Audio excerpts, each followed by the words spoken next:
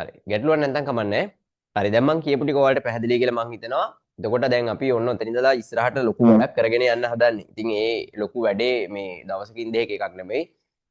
වසර දෙකක වැඩපිළිවෙලක ආරම්භය තමයි මේ ගන්න. ඉතින් පුතාලා කොහේ හිටියත් කොහේ ඉඳන් මේකට සම්බන්ධ වුණත් ඉස්සරහට දිගටම වැඩපිළිවෙල කරගෙන යන්න. මම අර ඔයාලට කියපු විදිහට ඔයාලගේ ගෙවල් වලට නිබන්ධනය ඔයාලට ලැබෙන්න වැඩේ සලස්වනවා.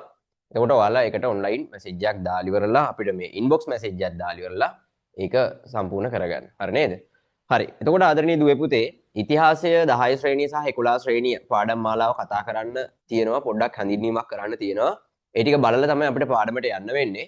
මම ඔයාලට ඉස්සෙල්ලා පොඩ්ඩක් කියන්න මෙන්න මෙහෙම. ඒ තමයි ඔයාලා දැනට 10 ශ්‍රේණියේ විභාගයට සම්බන්ධ වෙන්න නැත්නම් 10 ශ්‍රේණියට දැන් ඔන්න අලුතෙන්ම සම්බන්ධ වෙච්ච දරුවෝ ටික.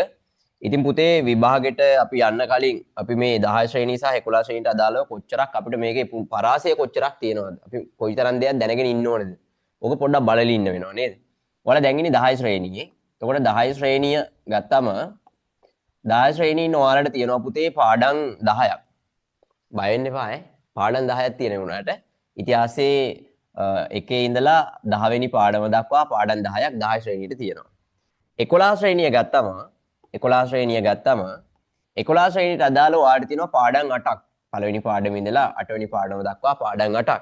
දැන් ඔයාලට තේරෙනවා සමස්ත සාමාන්‍ය පෙළ විභාගෙට පාඩම් 18කට ඔයාලට ඉතිහාසයේ පේපර් එකට උත්තර ලියන්න සිද්ධ වෙනවා. හරි නේද? පාඩම් 18කට ඉතිහාසයේ පේපර් එකට උත්තර ලියන්න සිද්ධ වෙනවා. පොඩි නිකන් දැන් පොඩි චකිතයක් වගේ එකක් ඇති අප්පට සිරි පාඩම් 18ක්ද අපි ගිය අවුරුද්දේ ඉගෙන ගත්තේ පාඩම් 9යිනේ. මේ 9 නෙමෙයි 6යිනේ 9 වසරේදී නේ. ඔය පාඩම් 6 පාඩම් 10ක් ඇද්ද දැන් ඉතින් පුංචිම ළමයි නෙමෙයි. දැන් දෙයක් කරන්න පුළුවන්. යමක් හොඳට දරා ගන්න පුළුවන්. ගේමක් ගහන්න පුළුවන් කියලා කැක්කුමක් තියෙනවා. අර බොක්කෙම්ම මේකට බැහැලි ඉන්න ඕනේ. ඒ බොක්කෙම්ම බැහැලි දිද්දි තමයි මේක ඉතින් ඔයාලට ගේම අනිවාර්යෙන් ඉස්සරහට ඇදගෙන යන්න පුළුවන්. හරි නේද? මේක අවුලක් ගන්න එපා ඉතින්. පාඩම් 18ක් තියෙනවා පුතේ. අපි 10 වසරේ පාඩම් 10යි සම්පූර්ණ කවර් කළා. මේ 11 ශ්‍රේණියට ගියන් පස්සේ 11 ශ්‍රේණියේ පාඩම් 8 කවර් කළා. අපි සාමාන්‍ය පෙළ විභාගයට යනවා. එතකොට සර් මේ පාඩම් 18ට අදාළ ওই ටික කතා කරද්දී මේවා කොහොමද විභාගයට ප්‍රශ්න හැදෙන්නේ? ඔන්න පළවෙනි වැඩේ. අපි බලන්න ඕනි පළවෙනිම කාරණාව මේක. ඒ තමයි සාමාන්‍ය පෙළ විභාගෙට මේ පාඩම් 18න් කොහොමද ප්‍රශ්න හැදෙන්නේ කියන කාරණාව. පුතේ සාමාන්‍ය පෙළ විභාගෙට මේ පාඩම් 18න් ප්‍රශ්න හැදෙනවා සාමාන්‍ය පෙළට. මෙන්න මෙහෙම. ඔන්න බලන්න. සාමාන්‍ය පෙළ විභාගෙට ඔයාලට තියෙනවා ප්‍රශ්න පත්‍ර දෙකක්. මේකේ තියෙනවා මම දාලා පළවෙනි පත්‍රය කියලා. පළවෙනි පත්‍රය ගත්තොත් එහෙම කාලය පැය 1යි බහුවර්ණ ප්‍රශ්න 40ක් තියෙනවා. ප්‍රශ්න සියල්ලටම පිළිතුරු සැපිය යුතුයි. ඒ කියන්නේ පුතේ පළවෙනි ප්‍රශ්නය කියලා කියන්නේ ඉරිගහන ප්‍රශ්න පත්‍රය MCQ ප්‍රශ්න. ප්‍රශ්න 40ක් ඔයාලට හම්බ වෙනවා. කාලය පැයක් ඔයාලට හම්බ වෙනවා ඉරිගහන්න. බහුවර්ණ ප්‍රශ්න 40ක් තියෙනවා. හරි නේද? ප්‍රශ්න සියල්ලටම පිළිතුරු සපයන්න වෙනවා. ඒක කියන්නේ ඔයාලට ඉරිගහන්න වෙනවා. ඒ පේපර් එකට ප්‍රශ්න හැදෙන්නේ කොහොමද? 10 ශ්‍රේණිය සඳහා 50%ක්ද 11 ශ්‍රේණිය සඳහා 50%ක්ද වශයෙන් බර තැබෙන ආකාරයට ප්‍රශ්න සකස් කෙරේ කියලා තියෙනවා. ඒ සකස් කරන්නේ කොහොමද? 80ක් ලංකා ඉතිහාසය සම්බන්ධ නිපුණතාවද 20ක් ලෝක ඉතිහාසය හා සම්බන්ධ නිපුණතාවද විදිහට බර තැබෙන විදිහට කියලා කියනවා. එතකොට ඒක ඔයාලට පැහැදිලි ඇති කියලා මම හිතනවා. මෙතන කියන්නේ 10 වශයෙන් MCQ පේපර් එකට ඉරිගහන පේපර් එකට හැදෙනවා පුතේ ප්‍රශ්න 50%ක් පාඩම් 10ට අදාළව. 11 ශ්‍රේණියෙන් 50%ක් ප්‍රශ්න හැදෙනවා පාඩම් 8ට අදාළව. එතකොට ඒ තුල ලංකා ඉතිහාසය හා සම්බන්ධ නිපුණතා සඳහාද 20ක් ලෝක ඉතිහාසය සම්බන්ධ නිපුණතා සඳහාද වෙන් කරනවා කියලා කියනවා. ඒක මෙහෙමයි වෙන්නේ. මම ඔයාලට ඒක කිව්වේ නෑ. ඒක මෙන්න මේ විදිහට බලා ගන්න පුළුවන්. ඔන්න බලා ගන්න. ඒ තමයි අපි දැන් 10 ශ්‍රේණියේ පාඩම් ටික ගත්තාම මම ලියනවා 10 ශ්‍රේණිය. 10 ශ්‍රේණිය මං කිව්ව පුතාලට පාඩම් 10ක් තියෙනවා කියලා. 1 2 3 4 5 6 7 8 9 අපි නොලියයිමු. 9 නොලියයිමු. ඊළඟට මම මෙතෙන්ට ලියනවා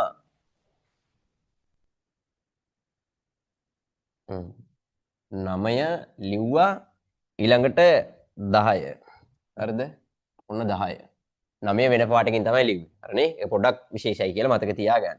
ඊළඟට 11 ශ්‍රේණිය ගත්තම 11 ශ්‍රේණිය 11 ශ්‍රේණිය 1 2 3 4 5 6 ඊළඟට මම කලින් වගේම මේකෙත් පාඩම් දෙක වෙන පෑනකින් ලියනවා 7 8 පාඩම් දෙක වගේම මෙන්න මේ සම්පූර්ණයෙන්ම පළවෙනි පාඩම එක පළවෙනි පාඩම. හරි නේද? එතකොට දැන් ඔයාලට පේනවා රතු පාටින් පාඩම් කීපයක් ලියලා තියෙනවා. කහ පාටින් පාඩම් කීපයක් ලියලා තියෙනවා. රතු පාටින් පාඩම් ටික ගත්තම මේ රතු පාටින් ලියලා තියෙන පාඩම් ටික තියෙනවා පුතේ 10 ශ්‍රේණියේ තියෙනවා ටිකක්. මේ තියෙන 10 ශ්‍රේණියේ ටික. ඊට පස්සේ 11 ශ්‍රේණියට දාලා ටිකක් තියෙනවා. එහෙම තියෙනවා. 10 ශ්‍රේණියේ මෙන්න මේ රතු පාටින් ලියලා තියෙන පාඩම් ටික ගත්තම මේ 10 වෙනි පාඩමත් එක්ක ලංකා ඉතිහාසයට අදාළ පාඩම්. මේවා ලංකා ඉතිහාසයට අදාළ පාඩම්. අපේ රටේ ඉතිහාසය තමයි කතා කරන්නේ. 11 වසරේ රතු පාට පෑනෙන් ලියලා තියෙන ටික මෙන්න මේ ටික ලංකා ඉතිහාසයට අදාළ පාඩම්. ඊට පස්සේ 11 ශ්‍රේණියේ පළවෙනි පාඩම, 11 ශ්‍රේණියේ 7 වෙනි පාඩම, 11 ශ්‍රේණියේ 8 වෙනි පාඩම, 10 ශ්‍රේණියේ 9 වෙනි පාඩම ලෝක ඉතිහාසයට අදාළ පාඩම්. ලෝක ඉතිහාසයට අදාළ පාඩම්. හරි නේද?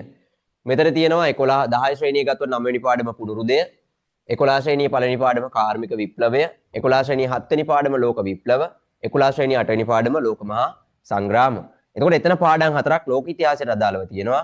අනිත් පාඩම් ටික 10 වසරේ සහ 11 වසරේ ලංකා ඉතිහාසයට අදාළ පාඩම්. මේක බැලු බැලමට ඔයාලට මොකද හිතෙන්නේ? පුතේ ලංකා ඉතිහාසයට අදාළ පාඩම් වැඩිපුරම තියෙන්නේ මොන ශ්‍රේණියේද? ලංකා ඉතිහාසයට අදාළ පාඩම් වැඩිපුරම තියෙන්නේ මොකෙන්ද? 10 ශ්‍රේණියේ නේද? බැලු බැලමට ඒක පේනවා. ලෝක ඉතිහාසයට අදාළ පාඩම් ගත්තොත් ලෝක ඉතිහාසයට අදාළ පාඩම් තුනක් තියෙනවා 11 ශ්‍රේණියේ. එක පාඩමයි 10 ශ්‍රේණියට දාලා තියෙන්නේ. එහෙනම් ඔයාලා මතක තියාගන්න. මම දැන් කලින් අතර පෙන්නුවා MCQ ප්‍රශ්න හැදෙන තැන මේ MCQ ප්‍රශ්න හැදෙන තැන 80%ක් ලංකා ඉතිහාසය හා සම්බන්ධ නිපුණතාවද 80%ක් ලංකා ඉතිහාසයට අදාළ නිපුණතා කියලා කියන්නේ එහෙනම් මේ වැඩිපුර 80%ක් MCQ ප්‍රශ්න හැදෙන්නේ මොන ශ්‍රේණියෙන්ද? 10 ශ්‍රේණියෙන්. මොන ශ්‍රේණියෙන්ද? 10 ශ්‍රේණියෙන්. 20%ක් ලෝක ඉතිහාසය සම්බන්ධ නිපුණතාවද? ලෝක ඉතිහාසයට 20%ක් වෙන් කරද්දී පාඩම් තුනක් තිබ්බේ 11 ශ්‍රේණියෙන් නම් MCQ පේපර් එකේ වැඩිපුර ප්‍රශ්න ප්‍රමාණයක් ලෝක ඉතිහාසයෙන් හැදෙන්න ඕනේ මොන ශ්‍රේණියෙන්ද? ඒ 11 ශ්‍රේණිය. දැන් වැඩි පැහැදිලිනේ. හරි. ප්‍රශ්න පත්‍ර දෙකක් තියෙනවා කිව්වා. පළවෙනි ප්‍රශ්නේ හරි. එක් ප්‍රශ්නයකට ලකුණු දෙක බැගින් ලකුණු 80ක් හම්බ වෙනවා. ඔක මතක තියාගන්න. අපි යනවා පුතේ ලියන පේපර් එකට. අපි යනවා ලියන පේපර් එකට. ඕන දෙක පත්‍රය කියලා කියන්නේ මේ ලියන පේපර් එක. හරිනේ? දෙවෙනි පත්‍රය. දෙවෙනි පත්‍රයේ නැවත කොටස් පුතේ කැඩෙනවා කීපයකට. මෙන්න බලන්න. දෙවෙනි පත්‍රයට කාලය පැය 3යි. මුළු ලකුණු 120යි. හරිනේ? පැය 3ක පේපර් එකක් ඔයාලට ලියන්න වෙනවා. ලකුණු 120ක්. පැය 3ක් ලියන්න වෙනවද? පට්ට වැඩන්නේ. ඇයි ඒ? 9 පැය 2යිනේ සර් ලිව්වේ. 9 පැය 2යි. 10 දැන් ලොකු ළමයිනේ. පැය 3ක් ලියන්න වෙනවා. හරිනේ? මුළු ලකුණු 120ක් හම්බ වෙනවා. දෙවෙනි ප්‍රශ්න පත්‍රය එහෙම නැත්නම් ලියන ප්‍රශ්න පත්‍රය 1 2 3 වශයෙන් ප්‍රධාන කොටස් 3කින් යුක්ත වේ. කෑලි 3කට පේපර් එක කැඩෙනවා. බලමු පළවෙනි කොටස ගිහිල්ලා. පළවෙනි කොටස මේ. පළවෙනි කොටසේ පළවෙනි ප්‍රශ්නේ අනිවාර්යයි. එහි A හා B වශයෙන් කොටස් දෙකකි. පළවෙනි ප්‍රශ්නේ අනිවාර්යයි. ඒකේ A B කියලා කොටස් දෙකක් තියෙනවා මේ. A කොටස. සිතියන් ලකුණු කිරීම ලකුණු 18යි. මොනවාද සිතියන්? ලංක සිතියමක් හම්බ වෙනවා. ස්ථාන 12ක් හම්බ වෙනවා. එක ස්ථානයකට එක ලකුණු ගානේ ලකුණු 12යි. ලෝක සිතියමක් හම්බ වෙනවා. ස්ථාන 6ක් හම්බ වෙනවා. එක ස්ථානයකට එක ලකුණු ගානේ ලකුණු 6යි. සිතියම ලකුණු කරොත් ඒක අනිවාර්ය ප්‍රශ්නයක් ලකුණු 18ක් හම්බ වෙනවා පුතේ. හරි නේද? ඊළඟට කියනවා B කොටස. පින්තූර ආශ්‍රිත ප්‍රශ්න. පින්තූර දෙකක් දෙනවා. එක පින්තූරකින් ප්‍රශ්න 4ක් අහනවා. පින්තූර දෙකෙන් ප්‍රශ්න 8යි ලකුණු 8යි. ඓතිහාසික සිද්ධි ආශ්‍රිත ප්‍රශ්න 4කින් සමන්විත වේ. ඒ කියලා කියන්නේ සාමාන්‍ය දැනීමට අදාළව ඔයාලගේ පෙළ පොත් දෙකට අදාළ ඓතිහාසික සිදුවීම් 4ක් අහනවා. ඒකට ලකුණු 4ක් හම්බ වෙනවා. එහෙනම් මෙතන ලකුණු 18යි, මෙතන ලකුණු 12යි, ඔක්කොම ලකුණු අනිවාර්ය ප්‍රශ්නෙට ලකුණු 30යි. අනිවාර්ය ප්‍රශ්නේ. මේක අතරින්න පුළුවන්ද? මේක අතරින්න බෑ. මේක අනිවාර්යෙන් ලියන්න ඕනේ. හරි නේද? ඔන්න අපි යනවා ඒ කොටස ලකුණු 12යි, ඔක්කොම ලකුණු 30යි. හරිනේ? දෙවෙනි කොටසට ලියන ප්‍රශ්න පත්‍රයේ දෙවෙනි කොටස. මොනවද තියෙන්නේ? ව්‍යුහගත, අර්ධ ව්‍යුහගත හා රචනා වර්ගයේ ප්‍රශ්න 6කින් සමන්විත වේ. ව්‍යුහගත, අර්ධ ව්‍යුහගත හා රචනා වර්ගයේ ප්‍රශ්න 6ක් තියෙනවා පුතේ පේපර් එකේ. 6න් කීයකට උත්තර ලියන්න ඕනද? 4කට උත්තර ලියන්න පුළුවන්. ඔයාලා දෙකක් අතරින්න පුළුවන්. මොන පාඩම් වලින්ද හැදෙන්නේ? මෙන්න මෙම ප්‍රශ්න 6 නිපුණතා මට්ටම් වලට වෙන් කර ඇති කාලච්ඡේද සංඛ්‍යාවට අනුකූලව පහත පාඩම් මේකක වලින් සකස් වේ. මොනවාද පහත පාඩම්? මෙන්න පහත පාඩම්. 10 ශ්‍රේණියේ 2 3 4 5 6 7 8 10 එක පාඩමක් නැහැ. නැති පාඩම තමයි 9 වෙනි පාඩම. 11 ශ්‍රේණියේ 2 3 4 5 6 පාඩම් වලින් මේ පේපර් එක හැදෙනවා. 10 වසරේදී හැදෙන්නේ නැහැ. සාමාන්‍ය පෙළේදී මම මේ කියන්නේ ඈ. එතකොට මතක තියාගන්න. බලන්න ඔයාලා බැලු බැල්මට මොකද වෙලා තියෙන්නේ? ලියන පේපර් එකේ දෙවෙනි කොටසට ප්‍රශ්න 6යි. 6න් 4කට උත්තර ලියන්න ඕනේ. ඒ 6න් වැඩිම ප්‍රශ්න ප්‍රමාණයක් හැදෙන්නේ මොන ශ්‍රේණියෙන්ද පුතේ? 10 ශ්‍රේණියෙන්. අන්න. ඔයාලා ඉන්න ශ්‍රේණිය. දැන් වැඩේ පැහැදිලි ඇතිනේ. මේ 10 ශ්‍රේණිය කොච්චර වැදගත්ද කියලා පැහැදිලිනේ. මෙන්න 10 ශ්‍රේණිය වැදගත් වෙන්න බලපෑ හේතු. තේරුණා නේද? එතකොට මේ පාඩම් ටික බැලුවට පස්සේ ඔයාලට තව දෙයක් තේරෙන්න ඕනේ. ඒ තමයි මෙතන තියෙන පාඩම් ඔක්කොම පුතේ ලංකා ඉතිහාසයට අදාළ පාඩම්. එහෙනම් ඉතිහාස පේපර් එකේ සාමාන්‍ය පෙළ දෙවෙනි කොටසට ප්‍රශ්න හැදෙන්නේ ලංකා ඉතිහාසයට අදාළ පාඩම් ටිකෙන් මේ. මෙතන නෑ ලෝක ඉතිහාසයට අදාළ පාඩම්. මෙතන තියෙන ලංකා ඉතිහාසයට අදාළ පාඩම් විතරයි. අපි යන් තුන්වෙනි කොටසට බලන්න. මෙතන එක ප්‍රශ්නයකට ලකුණු 18 ගානේ 18 වරක් 4 ලකුණු 72ක් හම්බ වෙනවා. ඇයි ප්‍රශ්න 4කට ඔයාලා උත්තර ලියන්න ඕනේ දෙකක් අතරින්න පුළුවන්. හරිනේ? තුන්වෙනි කොටසට යනවා. මේ තුන්වෙනි කොටස අර වගේමයි ව්‍යුහගත අර්ධ ව්‍යුහගත හා රචනා වර්ගයේ ප්‍රශ්න දෙකයි. ඒකෙන් එකකට උත්තර ලියන්න ඕනි. එකක් අතරින්න පුළුවන්. ඒවත් නිපුණතාවලට අනුකූලව පහත පාඩම් මේකක වලින් සකස් වෙනවා. මොනවාද පහත පාඩම් මේ? 10 ශ්‍රේණියේ 9 වෙනි පාඩම, 11 ශ්‍රේණියේ 1, 7, 8 කියන පාඩම්. පැහැදිලිනේ? එහෙනම් මෙතනත් පාඩම් හතරම මොනවද? ලෝක ඉතිහාසයට අදාළ පාඩම්. අන්න පුතේ මතක තියාගන්න. ප්‍රශ්න පත්‍රයේ දෙවෙනි කොටසට ලංකා ඉතිහාසයට අදාළ පාඩම් වලින් ප්‍රශ්න හැදෙනවා. ප්‍රශ්න පත්‍රයේ තුන්වෙනි කොටසට ලෝක ඉතිහාසයට අදාළ පාඩම් වලින් ප්‍රශ්න හැදෙනවා. වැඩේ පැහැදිලි. සමස්ත ලකුණු ගණනය කිරීම මෙන්න මෙහෙමයි සිද්ධ වෙන්නේ. එක පත්‍රයට ලකුණු 80යි, ඒ කියන්නේ ඉරිගහනයකට. දෙක ප්‍රශ්න පත්‍රයට 120යි, ඒ කියන්නේ ලියන පේපර් එකට. 120 80යි ලකුණු 200යි. 200 නැවත දෙකෙන් බෙදුවා ලකුණු 100න් කීයද කියලා දුන්නා. වැඩේ හරිය නේද? එහෙනම් මතක තියාගන්න. ඔන්න පුතේ සාමාන්‍ය පෙළ විභාගේ ප්‍රශ්න පත්‍රය හැදෙද්දී දැන් මේ ඔයාලා ඉන්න පත්තිය මාරම වැදගත් පන්තියක් වෙනවා. තේරුණානේ? මාරම වැදගත් පන්තියක්. ඒ මාරම වැදගත් පන්තියේ පළවෙනි පාඩම පටන් ගන්න යන්නේ. තේරුණානේ? ගන්න ළඟට කොලයක් හරි පොතක් හරි කමක් නැහැ. ලියන අලුත්ම පොතක් ගන්න එපාද? මම නම් හිතන්නේ හොඳම වැඩේ තමයි කොලයක් ගන්න එක. අද පාඩම මේ උගන්වන්න පටන් ගන්නෙ. අද කොලයක ලියා ගන්න. ඔයාලට ඉස්සරහදී නිබන්ධනෙ හම්බ වෙනවා. හම්බුනාට පස්සේ නිබන්ධනෙට මේ නෝට් එක දාගන්න. පැහැදිලි නේද? එතකොට එනම් මතක තියාගන්න. අද දවසේ සර්ව සම්පූර්ණ පාඩම කතා කරන්න ආරම්භ කිරීම සිද්ධ කරනවා. හරි නේද? හරි. ඉතිහාසය හැදෑරීමේ මූලාශ්‍ර 10 ශ්‍රේණියේ පළවෙනි පාඩම. ඔන්න ආරම්භක පාඩම. අපි එහෙනම් වැඩේ පටන් ගත්ත ජය වේවා කියලා හැමෝටම මේ වැඩේ කරගෙන යන්. හැමෝම මාත් එක්ක ඉන්න පන්ති ඉවර වෙනකම්ම ඒ වගේම අහන ප්‍රශ්න වලට උත්තර දෙන්න මයික් ඕන් කරන්නේ නැහැ. මොකද හැමෝම කෑ ගැහුවොත් මේකම කාල ගෝටියක් වෙනවා. තේරුණා නේද? ඊට පස්සේ ඔයාලට පුළුවන් මම අහන ප්‍රශ්නෙට ඔයාට ගෙදරදී උත්තර දීලා ඔයාට ඒකට සම්බන්ධ වෙන්න. මම මේකට උත්තර දෙනවා. හරි මට මතකයි. ඒක ඔයාලා හදා ගන්න ඕනේ. පැහැදිලි නේ? ඊට අමතරව මොන හරි ප්‍රශ්නයක් තිබ්බොත් කියන දේ පැහැදිලි නැත්තම් වගේ මොන හරි ගැටලුවක් තිබ්බොත් එහෙම මොකද වෙන්නේ? ඔයාලා chat එකට මැසේජ් එකක් දාන්න. මැසේජ් එක බලලා රිප්ලයි එකක් ඔයාලට දෙන්න. පැහැදිලි නේ? හරි.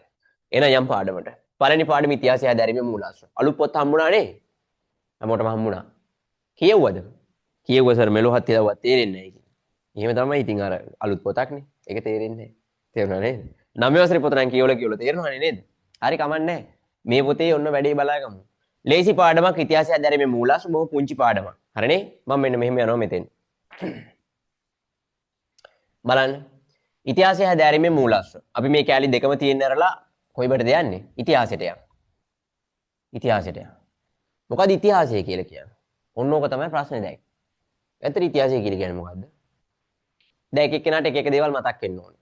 ඉතිහාසය කියලා කියන්නේ සර් මෙහෙම දෙයක් වෙන්නේ නැති. අතීතය ගැන හොයන විෂයක්. ඉස්සර කාලේ වෙච්ච දේවල්. මේට කලින් වෙච්ච දේවල් ගැන කතා කරනවා. ඔහොම එක එක්කෙනාට එක එක අදහස් තියෙනවානේ. දැන් ඔයාලා හිතින් හිතන්න අදහසක්. මොකද්ද?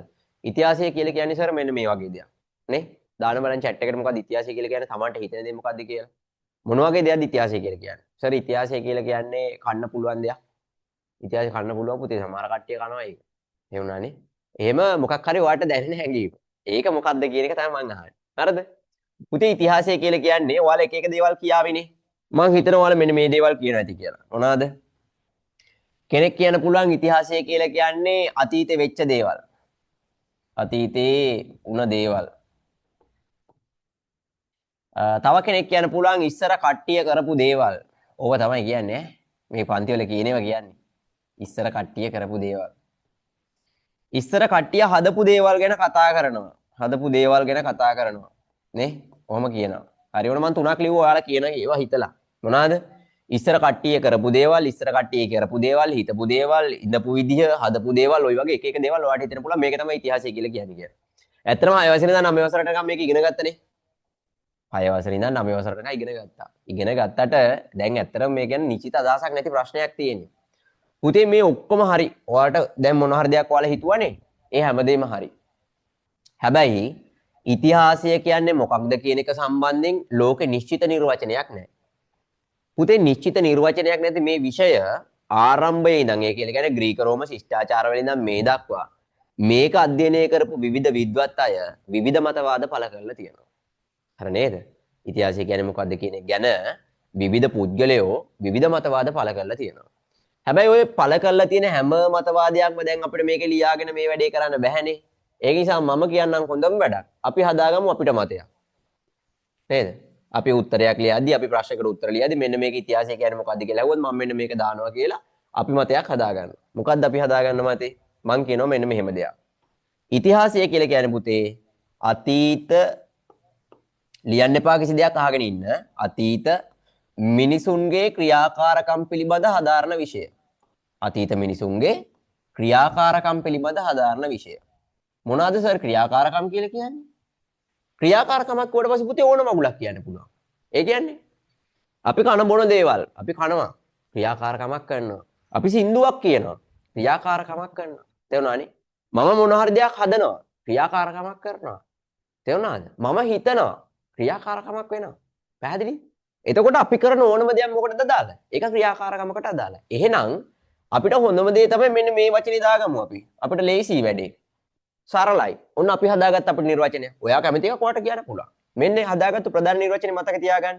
ඉතිහාසය කියන්නේ මොකද්ද? අන්න පුතේ මතක තියාගන්න. ඉතිහාසය යනු අතීත මිනිසුන්ගේ ක්‍රියාකාරකම් පිළිබඳ හදාරන විෂය. අතීත මිනිසුන්ගේ ක්‍රියාකාරකම් පිළිබඳ හදාරන විෂය. හදාරන විෂය. පැහැදිලි නේද? හදාරන විෂය. ඔන්න ඉතිහාසය කියන්නේ මේක. ආයශරයක් කියන්න, කට්ටිය කවුරුත් එකට කියන්න. ඉතිහාසය කියලා කියන්නේ මොකද්ද? අතීත මිනිසුන්ගේ ක්‍රියාකාරකම් පිළිබඳ හදාරනු ලබන විෂය. පැහැදිලිද? හරි. එහෙනම් තියෙන්නේ කොලේද පොතද ලියා ගන්න මාතෘකාව ඉතිහාසය හැදෑරීමේ මූලාශ්‍ර. මාතෘකාව ලියන්න ඉතිහාසය හැදෑරීමේ මූලාශ්‍ර.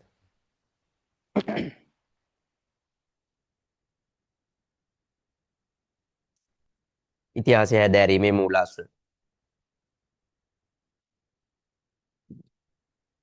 හරි නේද? එහෙනම් පුතේ ලියාගන්න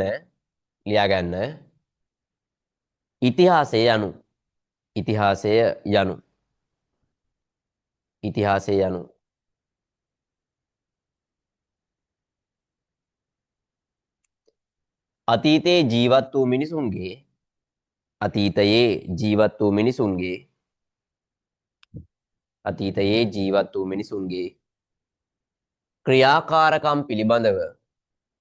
අතීතයේ ජීවත් වූ මිනිසුන්ගේ ක්‍රියාකාරකම් පිළිබඳව හදාරනු ලබන විෂය වේ. එහෙම නැත්නම් අධ්‍යයනය කරනු ලබන විෂය වේ. අතීතයේ ජීවත් වූ මිනිසුන්ගේ ක්‍රියාකාරකම් පිළිබඳව හදාරනු ලබන විෂය වේ. එහෙම නැත්නම් අධ්‍යයනය කරනු ලබන විෂය වේ. හරි. එක වැඩක් ගොඩ දාගත්තා. ඉතිහාසය කියලා කියන්නේ මොකක්ද කියලා කවුරු හරි කෙනෙක් අපෙන් ඇහුවොත් අපිට තියෙනවා කියන්න උත්තරයක්. ඒ තමයි ඉස්සර මිනිස්සු කරපු කියපු දේවල් නැත්නම් එයාලගේ ක්‍රියාකාරකම් ගැන හදාරන විෂය. ඔච්චරයි. සරලයි. තේරුණානේ? අමාරු නෑ. හරි. දැන් බලාගන්න වැඩි. ඔන්න බලාගන්න. ඉතිහාසය හදාරද්දී අපිට ඕන වෙනවා පුතේ මොනවාද? මෙන්න මෙව්වා. මොනවද ඕනේ? මූලාශ්‍ර. දැන් ප්‍රශ්නේ මොකද්ද? දැන් ප්‍රශ්නේ තමයි මූලාශ්‍රයක් කියන්නේ මොකද්ද සර්? මූලාශ්‍රයක් කියන්නේ මොකක්ද ඇත්තටම? මූලාශ්‍රයක් කියලා කියන්නේ යම්කිසි දෙයක ආරම්භයක් ගැන හොයාගන්න පුළුවන් දේවල්. යම්කිසි දෙයක ආරම්භයක් ගැන හොයාගන්න පුළුවන් දේවල්. මූලාශ්‍රයක්. තේරුණානේ? ඔන්න මම මෙහෙම කියන්නම්කෝ උදාහරණයක්. ආගෙන නේද ඉන්නේ? හරිද? මොකද්ද? අල්ලපු ගෙදර මොන ගෙදරද? අල්ලපු ගෙදර ඉන්න කෙනෙක් මරලා දාලා. සද්ද වැඩි කරන් ඉන්නව නම් අඩු කරගන්න හොඳේ. අල්ලපු ගෙදර ඉන්න කෙනෙක් මරලා දාලා. දැන් ඔන්න මරලා අපි දන්නෙත් නැහැ. ඉතින් උන් තාප්ප ගහගෙන දොරවල් වහගෙන ඕක ඇතුළේ ඉඳලා පස්සේ දවසක මැරලා අපි ඉඳලා අපිට කුණු ගඳ ගහලා තමයි අහුවෙන්නේ. එහා ගෙදර එකෙක් ඉඳලා මැරලා තමයි කුණු ගඳ ගහලා තියෙන්නේ. අපි පොලිසියට කියනවා මෙන්න මේ කුණු ගඳක් එනවා. එහා පැත්තෙන් පොඩ්ඩක් බලන්න ඕනි කියලා. පාර පොලිසියෙන් ඇවිල්ලා බලනවා. බැලුවට පස්සේ අහුවෙනවා යකෝ එහා ගෙදර කෙනා මැරිලා. මාර කේස් එකයි. දැන් මොකද කරන්නේ? පොලිසියෙන් ඇවිල්ලා බලලා කියනවා කෙනෙක් මැරලා තියෙන්නේ. මෙන්න මෙහෙමයි සිද්ධිය කියලා. දැන් අපි දැන් තමයි දන්නේ එහා පැත්තේ ගෙදර එකෙක් ඉඳලා කියලා. කලින් දන්නේ නැහැ ඒක ඉඳලා කියලා. හරිද? ඊට පස්සේ දැන් මොකද කරන්නේ? දැන් මෙන්න මේක ගැන පරීක්ෂණ කරනවා. ඔයාලා දැකලා තියෙනවා ටීවී එකෙන් දැකලා ඇති සමහර ලාවට ප්‍රවෘත්ති වලට එහෙම පේනවනේ. එහෙම දෙයක් වුණාන් පස්සේ මොකද කරන්නේ? පොලිසියෙන් ඇවිල්ලා කහ පාට පටිය ඇදලා ඇතුළට යන්න එපා කියලා මාර කේස් එකක් දාලි වෙලා දැන් ඕක ගැන හොයනවා. පොලිස් නිලසුලකයෝ ගේනවා නේද? ඒක ගැන විශේෂඥ වෙනවා කොහොම වෙනවා. එයාලා ඇවිල්ලා අපිට කියනවා එන්න එපා මෙතෙන්ට. එන්න එපා. අපි මොකද කරන්නේ? යනවා. එන්න එපා කිව්වොත් යනවා. ඒක ලංකාවේ ආගේ හැටිනේ. හරිද? එන්න එපා කියන්නේ ඇයි? එන්න එපා කියන පුතේ මෙන්න මේවා විනාශ වෙනවා. මොනවාද විනාශ වෙන්නේ? මූලාශ්‍ර විනාශ වෙන්න පුළුවන්. මූලාශ්‍ර හානි වෙන්න පුළුවන්. සමහර ලාවට මෙතෙන්ට අපි ගියොත් එහෙම නොකල වැරද්දකට අපි අහු වෙන්නත් පුළුවන්. අයියේ මිනිමරුවා කවුද කියලා තාම දන්නේ නැහැ. දැන් මේ හොයන්න යන්නේ එහා ගෙදර ඉන්න කෙනා මැරුවේ කවුද කියලා. තේරුණාද? පොලිසියෙන් ඇවිල්ලා හොයන්නේ මොනවද? අර නිලසුරකයෝ ගෙනල්ලා බලන්නේ මොනවද? හොයන්නේ පුතේ මූලාශ්‍රය. මොකද්ද මූලාශ්‍රය? කවුද මේක මැරුවේ? කොහොමද මැරුවේ? ගහලා තියනවා මොකකින් හරි. කපලා තියනවා මොකකින් හරි. මොකකින්ද කැපුවේ? කවුද කැපුවේ? ඇයි කැපුවේ? ඕවා හොයනවා. ඒව මොනවාද? දැන් මේක හොයාගන්න සාධක එකතු කරනවා. අන්න සාධක තමයි පුතේ මූලාශ්‍ර. තේරුණානේ? මරපු කෙනාගේ බලනවා මොනවද මැරෙන්න එයාලගේ අතේ තිබ්බේ මොනවද ආයුධ මොන හරි තිබිලා තියෙනවද එතන ළඟ මොනවද වැටලා තියෙන්නේ එහෙම කියලා හොයනවා. හොයද්දි අහුවෙනවා මොකද්ද? මරපු කෙනාගේ අතේ තියෙනවා මරපු කෙනාගේ නෙමෙයි මැරිච්ච කෙනාගේ අතේ තියෙනවා කෙස් ටිකක් හරි මොන හරි ගුලි කරගෙන. ඒ කියලා කියන්නේ මිනිමරුව ගහද්දි මේක කොණ්ඩෙන් අල්ලලා කොණ්ඩේ කෙලවිලා අතට ඇවිල්ලා. හරිද? ඒව දෙයක් එන්න පුළුවන්. එතකොට අර අහුවෙච්ච කෙස් ටික මැරිච්ච කෙනාගේ අතේ තිබිනේ. හරිද? මේක පුතේ අර මිනිමරුම හොයාගන්න මොකක් වෙනවද? මූලාශ්‍රයක් වෙනවා. මේක මූලාශ්‍රයක් වෙනවා. පැහැදිලිද? ඇයි ඒක මූලාශ්‍රයක් වෙන්නේ? මේ ඉන්නේ මැරිච්ච කෙනා ඔන්න වැටිලා මූ මැරලා ඉන්නේ. හරිද? ඊට පස්සේ මරපු කෙනා මෙයා පීයකින් ඇනලා මැරුවේ මොකක් හරි කැල්ලියල්ලා. මරද්දි ඇල්ලුවා කොණ්ඩෙන් කොණ්ඩේ කෙලවිලා අතට ආවා. කාගේද මෙයාගේ ඇතේ කොණ්ඩේ තියෙන්නේ. මැරිච්ච කෙනාගේ ඇතේ. අපිට පුළුවන් මොනවා කරන්නද? පොලිසිය අය මේක සුරක්ෂිතව අරගත්තා. මේක විද්‍යාගාරයකට යවලා DNA සාම්පල් එක බැලුවා. හොයාගත්ත අල්ලපු ගෙදර කෙනා මරලා තියෙන ඊට අල්ලපු ගෙදර කෙනා කියලා. පැහැදිලිද? එහෙනම් අපි යමක් ගැන තොරතුරු එකතු කරන්න යොදා ගන්න ඕනෑම දෙයක් මූලාශ්‍රයක් වෙනවා. යොදා ගන්න ඕනෑම දෙයක්. ඒක කෙස් ගහක් වෙන්න පුළුවන්, කෙළ ඩිංගක් වෙන්න පුළුවන්. තේරුණාද? පුතේ බලු බෙට්ටක් හරි කමක් නැහැ. තොරතුරක් ගන්න පුළුවන් නම් මූලාශ්‍රයක්. තේරුණානේ? ඒක මූලාශ්‍රයක්. අන්න මතක තියාගන්න. එහෙනම් ඉතිහාසය හදාරන්න මොනවද ඕනේ? ඉතිහාසය හදාරන්න ඕනේ පුතේ මූලාශ්‍ර. අපි එහෙනම් අද කතා කරන්න යන්නේ ඉතිහාසය හදාරීමේ මූලාශ්‍ර. මොකද්ද මූලාශ්‍රයක් කියලා කියන්නේ? මෙන්න මේ වගේ දේවල් ටික පොඩ්ඩක් නිකන් බලන්න. එතකොට පොඩි අවබෝධයක් එයි. ඉතිහාසය ගැන තොරතුරු හොයද්දී මේව දැකලා තියෙනවා ඔයා. නේද? මේව දැකලා තියෙනවා. මොකද්ද මේ තියෙන්නේ? ඔයාලට බලා ගන්න පුළුවන් මෙතන තියෙනවා යාපහුව පිය ගැට පෙළ. මේක මිනිස්සු නිර්මාණය කරපු එකක්. හොඳට මතක තියාගන්න. මොකක් කරපු එකක්ද? මේක මිනිස්සු නිර්මාණය කරපු එකක්. මෙතන තියෙනවා මුට්ටියක්. මුට්ටියක් නෙමෙයි අපි මේවට කියන්නේ බරණියක් කියලා. එතකොට ඔයාලට මේක ඉස්සරහදී හම්බෙයි ඈ. බරණියක්. එතකොට බරණියක් නිර්මාණය කරපු එකක් කියලා ගන්නත් පුළුවන්. මේක මොන හරි දෙයකට වතුර පුරවන්න හරි පාවිච්චි කරා නම්, කැම බීම මොන හරි දාන්න පාවිච්චි කරා නම් මේක අපිට ගන්න පුළුවන් භාවිතා කරපු දෙයකටත් ගන්න පුළුවන්. ඊළඟට මෙතන තියෙන ඔයාලට පේනවා කාසි. මේ පැරණි කාසි. හරිනේ? නිර්මාණය කරපුවම තමයි භාවිත කරපුවටත් ගන්න පුළුවන්. නිර්මාණය කරපු එහෙම නැත්නම් භාවිත කරපු කාසි. මේ මෙතන තියෙනවා ගල් ආයුධ. ප්‍රාග් ඓතිහාසික මානවය භාවිතා කළ ගල් ආයුධ. අන්න භාවිතා කරලා තියෙනවා. ඒ වගේම මේකේ නිර්මාණ තාක්ෂණයක් තියෙනවා. නිර්මාණය කරලා තියෙනවා. මේ ශ්‍රී වික්‍රම රාජසිංහ රජතුමාගේ පුටුව තියෙනවා. නිර්මාණය කරපු එකක් නිර්මාණ තාක්ෂණයක් තියෙනවා. ඒ වගේම රජතුමා මේක වාඩි වෙන්න භාවිතා කරලා තියෙනවා. මම දැන් මේ හැම පින්තූරයක්ම පෙන්නද්දී කාරණා දෙකක් කිව්වා. මතකද? හොඳට අහගෙන හිටියනම් මතක් වෙනවා. මේ හැමදේම කියද්දී කාරණා දෙකක් කිව්වා. මොකද්ද? නිර්මාණය කරා කියලා කිව්වා. තාම මොකද කිව්වේ? භාවිතා කරා කියලා කිව්වා. මොන මතකද? මොකද කිව්වේ? නිර්මාණය කරා කියන වචනේ කිව්වා. භාවිත කරා කියලා කිව්වා. දැන් මේ පින්තූර ටික දිහා ඔයාලා බැලුවොත් ඔයාලට මේ හැම එකක්ම තේරෙනවා. නිර්මාණය කරපුවා මේවා භාවිතා කරපුවා. එහෙම පේනවා. එවුණානේ? හරි. එහෙනම් වැඩේ ගොඩ. දැන් යන් මූලාශ්‍රයක් කියන්නේ මොකද්ද කියලා බලන්න. මෙන්න මූලාශ්‍ර කියන්නේ මොකද්ද? අතීතයේ මිනිසුන්ගේ කටයුතු පිළිබඳව තොරතුරු ලබාගත හැකි ඉතිහාසය හැදෑරීමේ ඒ අවදිවල මිනිසුන් විසින් ලියා තබන ලද ලියන්න එපා ඔයාලා මොනවත් හොඳට බලාගෙන ඉන්න විතරයි තියෙන්නේ. මේ ලියා තබන ලද දේ සහ නිර්මාණය කරන ලද මම දැන් ඒක කිව්වා. අනිත් ඒ මොකද්ද? භාවිත කරන ලද. දැනට මෙන්න මේ වචනේ වැදගත් පුතේ. ශේෂව පවතින දේවල්. පැහැදිලිද? අපි මූලාශ්‍රයක් කියලා කියනවා අතීත මිනිස්සු විවිධ කාලවකවානු වල ලියා තබන ලද, නිර්මාණය කරන ලද, භාවිත කරන ලද අද දවසේ අපිට දකින්න ශේෂ වෙලා තියෙන දේවල්. ඒ හැමදේම මොනවද? ඒ හැමදේම මූලාශ්‍ර. මෙන්න මේ සමස්තය අපි යොදා ගන්නවා ඉතිහාසය ගැන ඉගෙන ගන්න. පැහැදිලිනේ? හරි. එහෙනම් අලුත් රූලකට ගියා. ලියන්න අලුත් රූලකින් මූලාශ්‍රය අනු.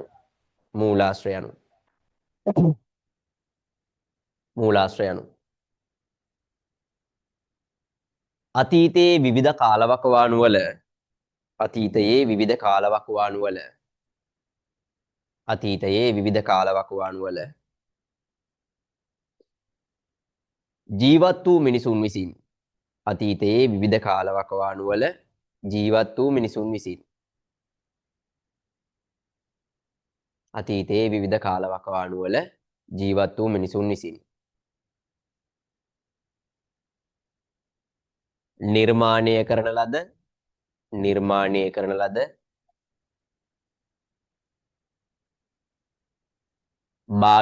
ලද භාවිත කරන ලද ලියා තබන ලද නිර්මාණය කරන ලද භාවිත කරන ලද ලියා තබන ලද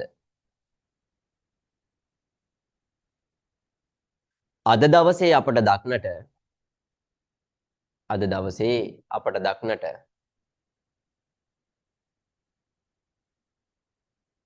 ශේෂව පවතින දේවල්. අද දවසේ අපට දක්නට ශේෂව පවතින දේවල්. හරිනේ? බෝඩ් එකේ තියෙන එකම නෙමෙයි ඔය කිව්වේ. අපි සරල කරගන්න පුළුවන් උපරිම සරල කරගන්න. ඔය පොත දැක්ක කියලා පොතේ තියෙන හැම පදයක්ම හැම වචනයක්ම ඉස්පිල්ලක් පාපිල්ලක් ඇලපිල්ලක් නෑර මතක තියාගන්න ඕනි කියලා එකක් නෑ ඉතිහාසෙට උත්තර ලියන්න. හරි නේද? සමස්ත කාරණාවේ තියෙන අරමුණ මතක තියාගන්න. ඒක තේරුම් ගන්න බලන්න. එච්චරයි ඕනි. ඒක ඔයාලට ගැළපෙන වචනෙන් ඒකට හානියක් නොවන විදිහට ලියලා තියෙනවා නම් ඒ උත්තරේ හරි. පැහැදිලිනේ? හරි. එහෙනම් දැන් ඔයාලා දන්නවා ඉතිහාසය කියලා කියන්නේ මොකද්ද? ඔන්න මතක් කරගන්න. ඉතිහාසය කියලා කියන්නේ අතීත මිනිස්සුන්ගේ ක්‍රියාකාරකම් පිළිබඳ හදාරන විෂය. ඒක හදාරන්න මොනවද ඕනි? මූලාශ්‍ර ඕනි. මොනවද ඕනි? මූලාශ්‍ර ඕනි. මූලාශ්‍රයක් කියලා කියන්නේ මොකද්ද? අතීතේ ජීවත් වෙච්ච මිනිස්සු ලියා තබන ලද, නිර්මාණය කරන ලද, භාවිත කරන ලද. මොනවා වෙච්චද? අද දවසේ අපිට දකින්න ශේෂ වෙලා තියෙන දේවල්. හැබැයි පුතේ ඉතිරි වෙලා තියෙන්න ඕනි මූලාශ්‍රයක් නම් ඉතිහාසය හදාරන්න යොදා ගන්න. පැහැදිලිනේ? හරි. මේ බලන්න. ඔන්න මේ තියෙන මූලාශ්‍ර. තේරුණානේ? වැඩේ තේරුම් ගන්න පුළුවන් වෙන්න ඕනි. මෙන්න මේක මූලාශ්‍රයක්. මේක ඔයාලට පේනවා. මේකට කියනවා පුතේ වල්ලිපුර රන්පත කියලා නැත්නම් වල්ලිපුර රන්සන්නස කියලා. අපි ඉස්සරහදී වැඩිපුර කතා කරනවා. ඒලාට බලන්න පුළුවන් හරිද? හරිද? ආපුව කතා කරනවා. දැනට අපිට මේකට පාඩමට අදාළව අපි බලා ගන්න මූලාශ්‍රයක් වුණා මේ වල්ලිපුර රන්පත. වසඹ රජතුමා විසින් නිර්මාණය කරලා තියෙනවා. මේ වසඹ රජතුමාගේ කාලෙදි මේක නිර්මාණය කරලා තියෙනවා. ඍෂිගිරි කියන අමාත්‍යවරයෙක් යාපනයේ යා විහාරයක් කරෙව්වා කියලා මේකේ ලියලා තියෙනවා. මේක මූලාශ්‍රයක්. ඒකට වසඹ රජතුමාගේ පාලන කාලයට අදාළව අපි තොරතුරු හදාරනවා නම් ඒ හදාරන ඕන කෙනෙකුට වැදගත්ම මූලාශ්‍රයක් තමයි මේ වල්ලිපුර රන්පත කියන මූලාශ්‍රය. මේ බලන්න. මේක මොකද්ද? ඔයාලට බැලුමට පේනවා ඉතින් මේක වලං කැබැල්ලක්. නේ? ඒක ලියලා තියෙන අක්ෂර ටිකක් මේ. වැදගත්. එතකොට මේ වලං කැබැල්ල කියන එකත් මූලාශ්‍රයක් අපිට. දැන් අපි කාලි ඉවර වෙලා දැන් ඔයාලා සමහරට ඉස්කෝලේ ගිහිල්ලා එන ගමන් ටොපි කාලි වෙලා කොලයක් දාලා එනවා පාරේ. හරිද? තව අවුරුදු 5000කින් 6000කින් ඕක බිමට යටපත් වෙලා ගිහිල්ලා පස් වැටිලා දූලි වැටලා ඕක වැහිලා තියෙනවා. අවුරුදු 5000කින් 6000කින් උතර කැණීමක් කළා මේ ටොපි කොලේ අහු වෙනවා. හරිද? අහුණාට පස්සේ ඒක ඒ කාල සීමාවට අදාළව මේ 2025 ගැන හොයන්න මූලාශ්‍රයක් කරගන්න පුළුවන් යාළුවට. පැහැදිලිද? එහෙනම් ඒ වගේ ඒ කාලේ මිනිස්සු භාවිතා කර වලං කැබැල්ලක කොටසක් මේ තියෙන්නේ. මේක මූලාශ්‍රයක්. තා මොනවාද? මේ තියෙනවා 1815 උඩරට ගිවිසුම. ඔයාලා 9 වසරේදී ඉගෙනුවනේ නේ. දෙවෙනි පාඩමේ. අන්න 1815 උඩරට ගිවිසුම. මේක මූලාශ්‍රයක්. ඒක මොකටදයි තියෙන්නේ? ඒක පුතේ නිර්මාණය කරන ලදත් නෙමෙයි, භාවිත කරන ලදත් නෙමෙයි. මේකයි තියෙන්නේ මේකේ මොන කොටසද? ලියා තබන ලද. පැහැදිලිනේ? ඒක ලියා තබන ලද. අන්න ලියා තබන ලද එකක් මේ. වල්ලිපුර රන්පත නිර්මාණය කරන ලද එකක්. වලං කැබැල්ල නිර්මාණය කර හෝ භාවිත කරන ලද එකක්. දෙකටම ගන්න පුළුවන්. එතකොට දැන් කෙනෙකුට ප්‍රශ්නයක් වෙන්න පුළුවන්. ඉතින් සර් මේකෙත් අකුරු තියෙනවානේ. අර වල්ලිපුර රන්පතෙත් අකුරු තියෙනවානේ. ඔව් අකුරු තියෙනවා. හැබැයි ඒක අපි ගන්න පුතේ මේක නිර්මාණය කරලද මූලාශ්‍ර ගණයට ගන්නවා. ඒක පුරා විද්‍යාත්මකයි. වලං කැබැල්ලත් නිර්මාණය කරන ලදයි භාවිතා කරන ලදයි දෙකටම ගන්න පුළුවන්. ඒක පුරා විද්‍යාත්මකයි. මේක කොලයක ලියලා තියෙන සාධකයක්. මේක සාහිත්‍යමය එකක්. පැහැදිලිනේ? ඔන්න වෙන් කරලා හඳුර ගන්න පුළුවන් වෙන්න ඕන. මේක මූලාශ්‍රයක්. එතකොට මෙතන තියෙන නටබුන් ගොඩක්. දාගැබක් කැඩිලා බිඳිලා ගිහිලි ඉතිරි වෙච්ච කොටස් ටිකක් තියෙනවා. මේක මොකද්ද? මේක නිර්මාණය කරලා දෙකක්. එහෙනම් මේකත් මූලාශ්‍ර ගණයට අයිති. ඒක පුරා විද්‍යාත්මකයි. ඔන්න තියෙනවා පුස්කොළ පොත. ඒක මොකද්ද? එතකොට මෙන්න මේ කියන කඩදාසි භාවිතා කරන කලින් මුල් කාලේ මිනිස්සු ලිව්වේ කිව්වේ මේ පුස්කොළ පොත්වල. එහෙනම් මේක සාහිත්‍යමය එකක්. අන්න සාහිත්‍ය මූලාශ්‍ර ගණයට අයිති. දැන් වැඩේ පැහැදිලි. අර නේද? මූලාශ්‍ර කියන්නේ මොනවද කියලා. එක සැරයක් නිර්වචනය කියන්න. ඔයා ළඟ තියෙන කොලේ බලන්න නැතුව. තේරුණානේ? ඔයා ළඟ තියෙන කොලේ බලන්න නැතුව එක සැරයක් නිර්වචනය කියන්න. ඉතිහාසය කියලා කියන්නේ මොකද්ද පුතේ? ඉතිහාසය කියලා කියන්නේ අතීතයේ මිනිසුන්ගේ ක්‍රියාකාරකම් පිළිබඳ හදාරන විෂය. තේරුණානේ? ඉතිහාසය හදාරන්න මොනවද ඕනේ? මොනවද ඕනේ? ඉතිහාසය හදාරන්න මූලාශ්‍ර ඕනේ. පැහැදිලිද? මූලාශ්‍රයක් කියන්නේ මොකද්ද? ඔන්න එකට කිව්වා. අතීතයේ ජීවත් වූ මිනිසුන්ගේ ක්‍රියාකාරකම් හදාරන්න අපි මූලාශ්‍ර යොදාගන්නේ. අතීතයේ ජීවත් වෙච්ච මිනිස්සු විවිධ කාලවකවානු වල ලියා තබන ලද, නිර්මාණය කරන ලද, භාවිත කරන ලද. අද දවසේ අපිට දකි. ශේෂ වෙලා තියෙන දේවල්. හරිනේ? අද දවසේ අපිට දකින්නට ශේෂ වෙලා තියෙන දේවල්. පැහැදිලිනේ? යන් ඊළඟ කොටසට පුතේ ඉතිහාසය හදාරන්න තියෙන ඔය දැන් අපි කතා කරපු ලියපු දේවල්, නිර්මාණය කරපු දේවල්, භාවිත කරපු දේවල් කියන හැම මූලාශ්‍රයක්ම අපිට පුළුවන් කොටස් දෙකකට බෙදන්න. තේරුණානේ? ඉතිහාසය හැදෑරීමට ඇති මූලාශ්‍ර ප්‍රධාන කොටස් දෙකකට වර්ග වෙනවා. එකක් සාහිත්‍ය මූලාශ්‍ර, අනිත් එක පුරාවිද්‍යා මූලාශ්‍ර. සාහිත්‍ය මූලාශ්‍රයි, පුරාවිද්‍යා මූලාශ්‍රයි. දැන් ඔයාලා දැක්ක සාහිත්‍ය මූලාශ්‍ර මොනවද? පුරාවිද්‍යා මූලාශ්‍ර මොනවද කියලා. මොනවද පුතේ සාහිත්‍ය මූලාශ්‍ර කියන්නේ? සාහිත්‍ය මූලාශ්‍ර කියලා කියන්නේ ලේඛනගත කර තිබෙන දේවල්. ඒ කියන්නේ පොත්පත් වෙන්නත් පුළුවන්, වෙනත් මොන හරි ලේඛනයක් වෙන්නත් පුළුවන්. පුරාවිද්‍යාත්මක මූලාශ්‍රයක් කියලා කියන්නේ නිර්මාණය කරන ලද හෝ භාවිත කරලා දැනට ඉතුරු වෙලා තියෙන දේවල්. හරිනේ? ඔයාලා දැක්ක දාගැබක නටබුන් දැක්කා, අන්න ඉතුරු වෙලා තියෙනවා. තේරුණානේ? ඊට පස්සේ ඔයාලා දැක්ක වලං කැබැල්ලක් භාවිත කරලා අන්න ඉතුරු වෙලා තියෙනවා. ඔයාලා දැක්ක වල්ලිපුර රන් සන්නස, ඒක රන් සන්නසක් ඒක ඉතිරි වෙලා තියෙනවා. ඒකත් පුරාවිද්‍යා මූලාශ්‍රය. පැහැදිලිනේ? හරි. එහෙනම් පොඩි chart එක දාගන්න මෙන්න මේක පටස් ගාලා ඉතිහාසය හැදෑරීමට ඇති මූලාශ්‍ර කියලා ලිව්වා. ඒක වර්ගීකරණය කරා සාහිත්‍ය මූලාශ්‍ර කියලා. අනිත් පැත්තේ කොටසට බෙදුවා පුරාවිද්‍යා මූලාශ්‍ර කියලා. පටස් ගාලා දාගන්න. විනාඩියක් දෙන්න.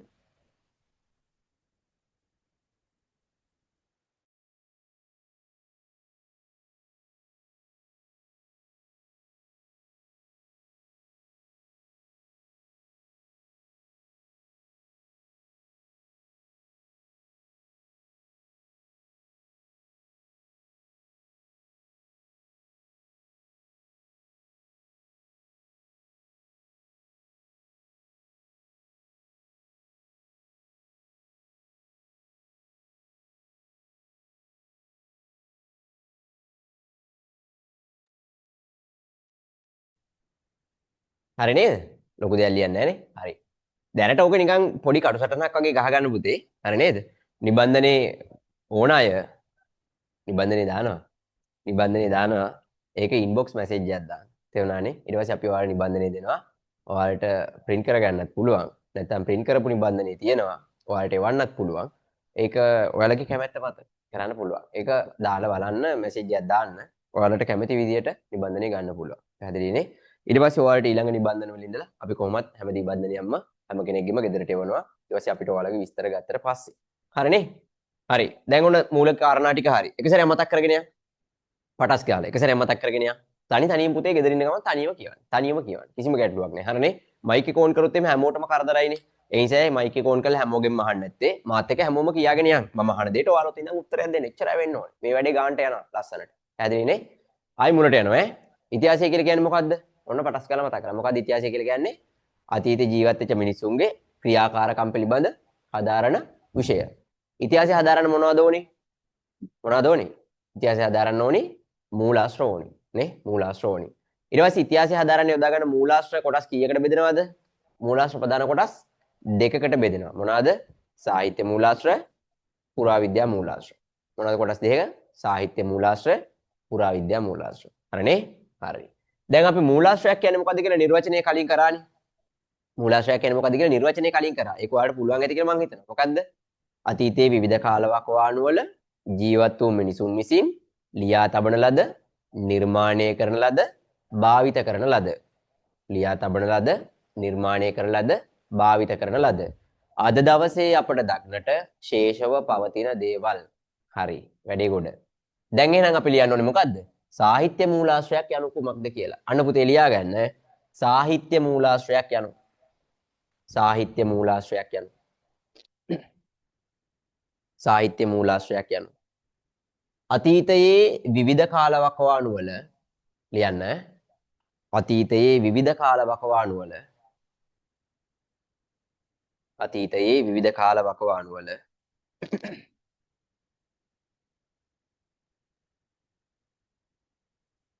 ජීවත් වූ මිනිසුන් විසින් අතීතයේ විවිධ කාලවකවානු වල ජීවත් වූ මිනිසුන් විසින් ලියා තබන ලද ග්‍රන්ථ හෝ ලේඛන. අතීතයේ විවිධ කාලවකවානු වල ජීවත් වූ මිනිසුන් විසින් ලියා තබන ලද ග්‍රන්ථ හෝ ලේඛන. හරිනේ? එතන කාරණා දෙකයි තියෙන්නේ. බලන්න. අතීතයේ ජීවත් වෙච්ච මිනිස්සු ලියා තබන ලද මොනවාද? එකක් ග්‍රන්ථ, අනිත් එක ලේඛන. ග්‍රන්ථ කියලා කියන්නේ පුතේ පොත්පත්. ග්‍රන්ථ කියලා කියන්නේ පොත්පත්.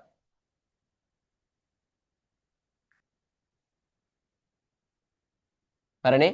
ලේඛන කියලා කියන්නේ අනිත් සියලු දේ. ඒක කියන්නේ ලියුමක් වෙන්න පුළුවන්, බිල් කෑල්ලක් වෙන්න පුළුවන්, තුණ්ඩුවක් වෙන්න පුළුවන්. දැන් අර අපි ලියපු වගේ ගිවිසුමක් වෙන්න පුළුවන්. ඒව ලේඛන ගණයට අයිති. ඒකට මේකට ලේඛන වලට අදාළ ඕනම දෙයක් ගන්න පුළුවන්. තේරුණානේ? දැන් මෙහෙම හිතන්නකෝ.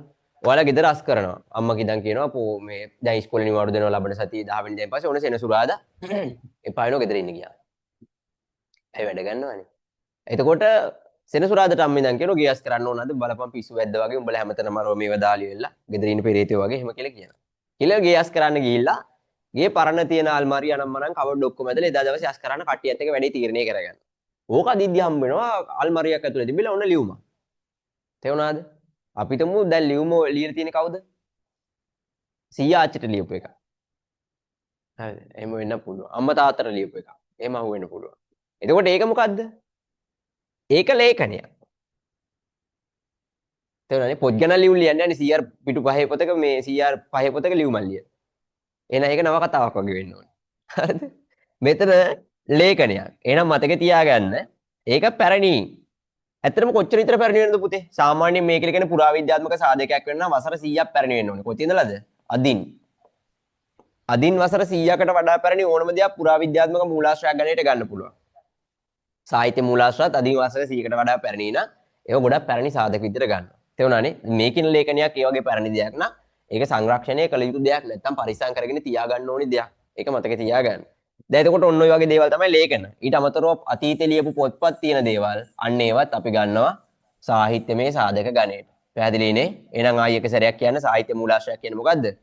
අතීතයේ විවිධ කාලවකවානු වල ජීවත් වූ මිනිසුන් විසින් ලියන ලද ග්‍රන්ථ හෝ ලේඛන. ඒ කියන්නේ අපි අර මූලාශ්‍ර වර්ගීකරණය කරද්දී කිව්වනේ අතීත මිනිසු විසින් ලියා තබන ලද දේ කියලා.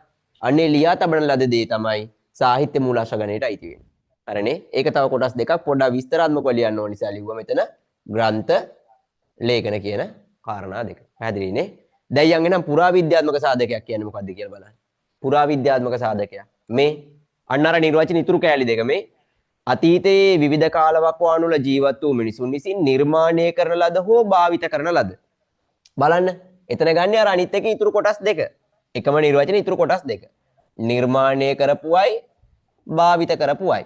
අද දවසේ අපිට දක්නට ශේෂ වී තිබෙන දේවල්. හොඳට මතක තියාගන්න පුරාවිද්‍යාත්මක සාධකයක් නම් ඉතිරි වී තිබිය යුතුමයි. තේරුණානේ? ඉතිහාසය ගොඩනගන්න යොදා ගන්න අපිට ඉතුරු වෙලා තියෙනවා. පැහැදිලි? හරි. ලියාගන්න පුතේ එහෙනම් ඊළඟ එක. පුරාවිද්‍යාත්මක මූලාශ්‍රයක් යනු. පුරාවිද්‍යාත්මක මූලාශ්‍රයක් යනු.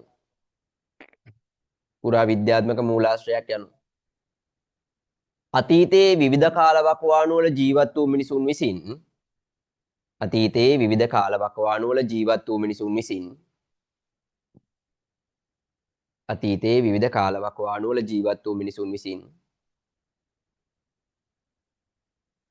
නිර්මාණය කරන ලද හෝ භාවිත කරන ලද නිර්මාණය කරන ලද හෝ භාවිත කරන ලද නිර්මාණය කරන ලද හෝ භාවිත කරන ලද අද දවසේ අපට දක්නට අද දවසේ අපට දක්නට ශේෂව පවතින දේවල් අද දවසේ අපට දක්නට ශේෂව පවතින දේවල්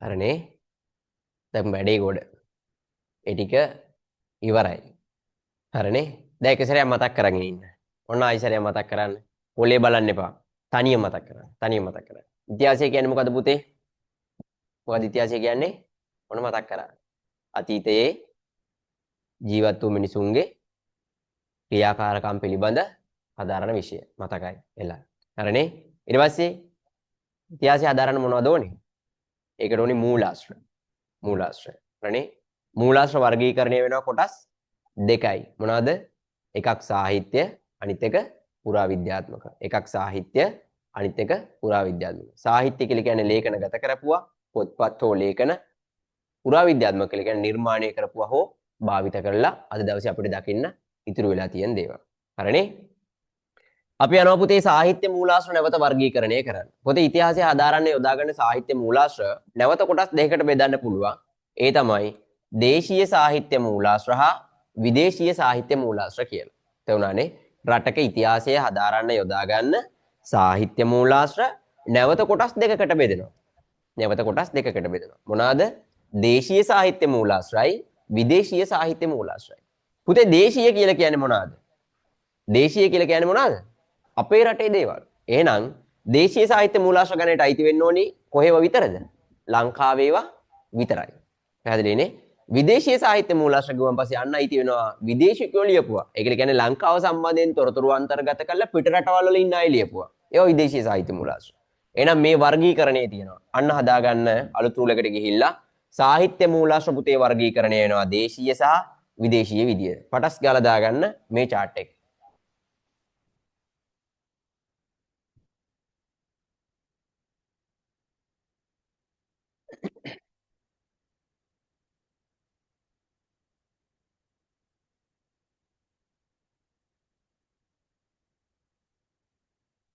ලස්සනට පාට කරලා අඳින්න ඕනේ නැහැ හොඳේ.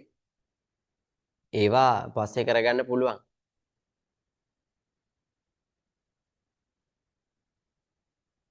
මොන හරි ගැටලුවක් තියෙනවා නම් chat එකට දාන්න.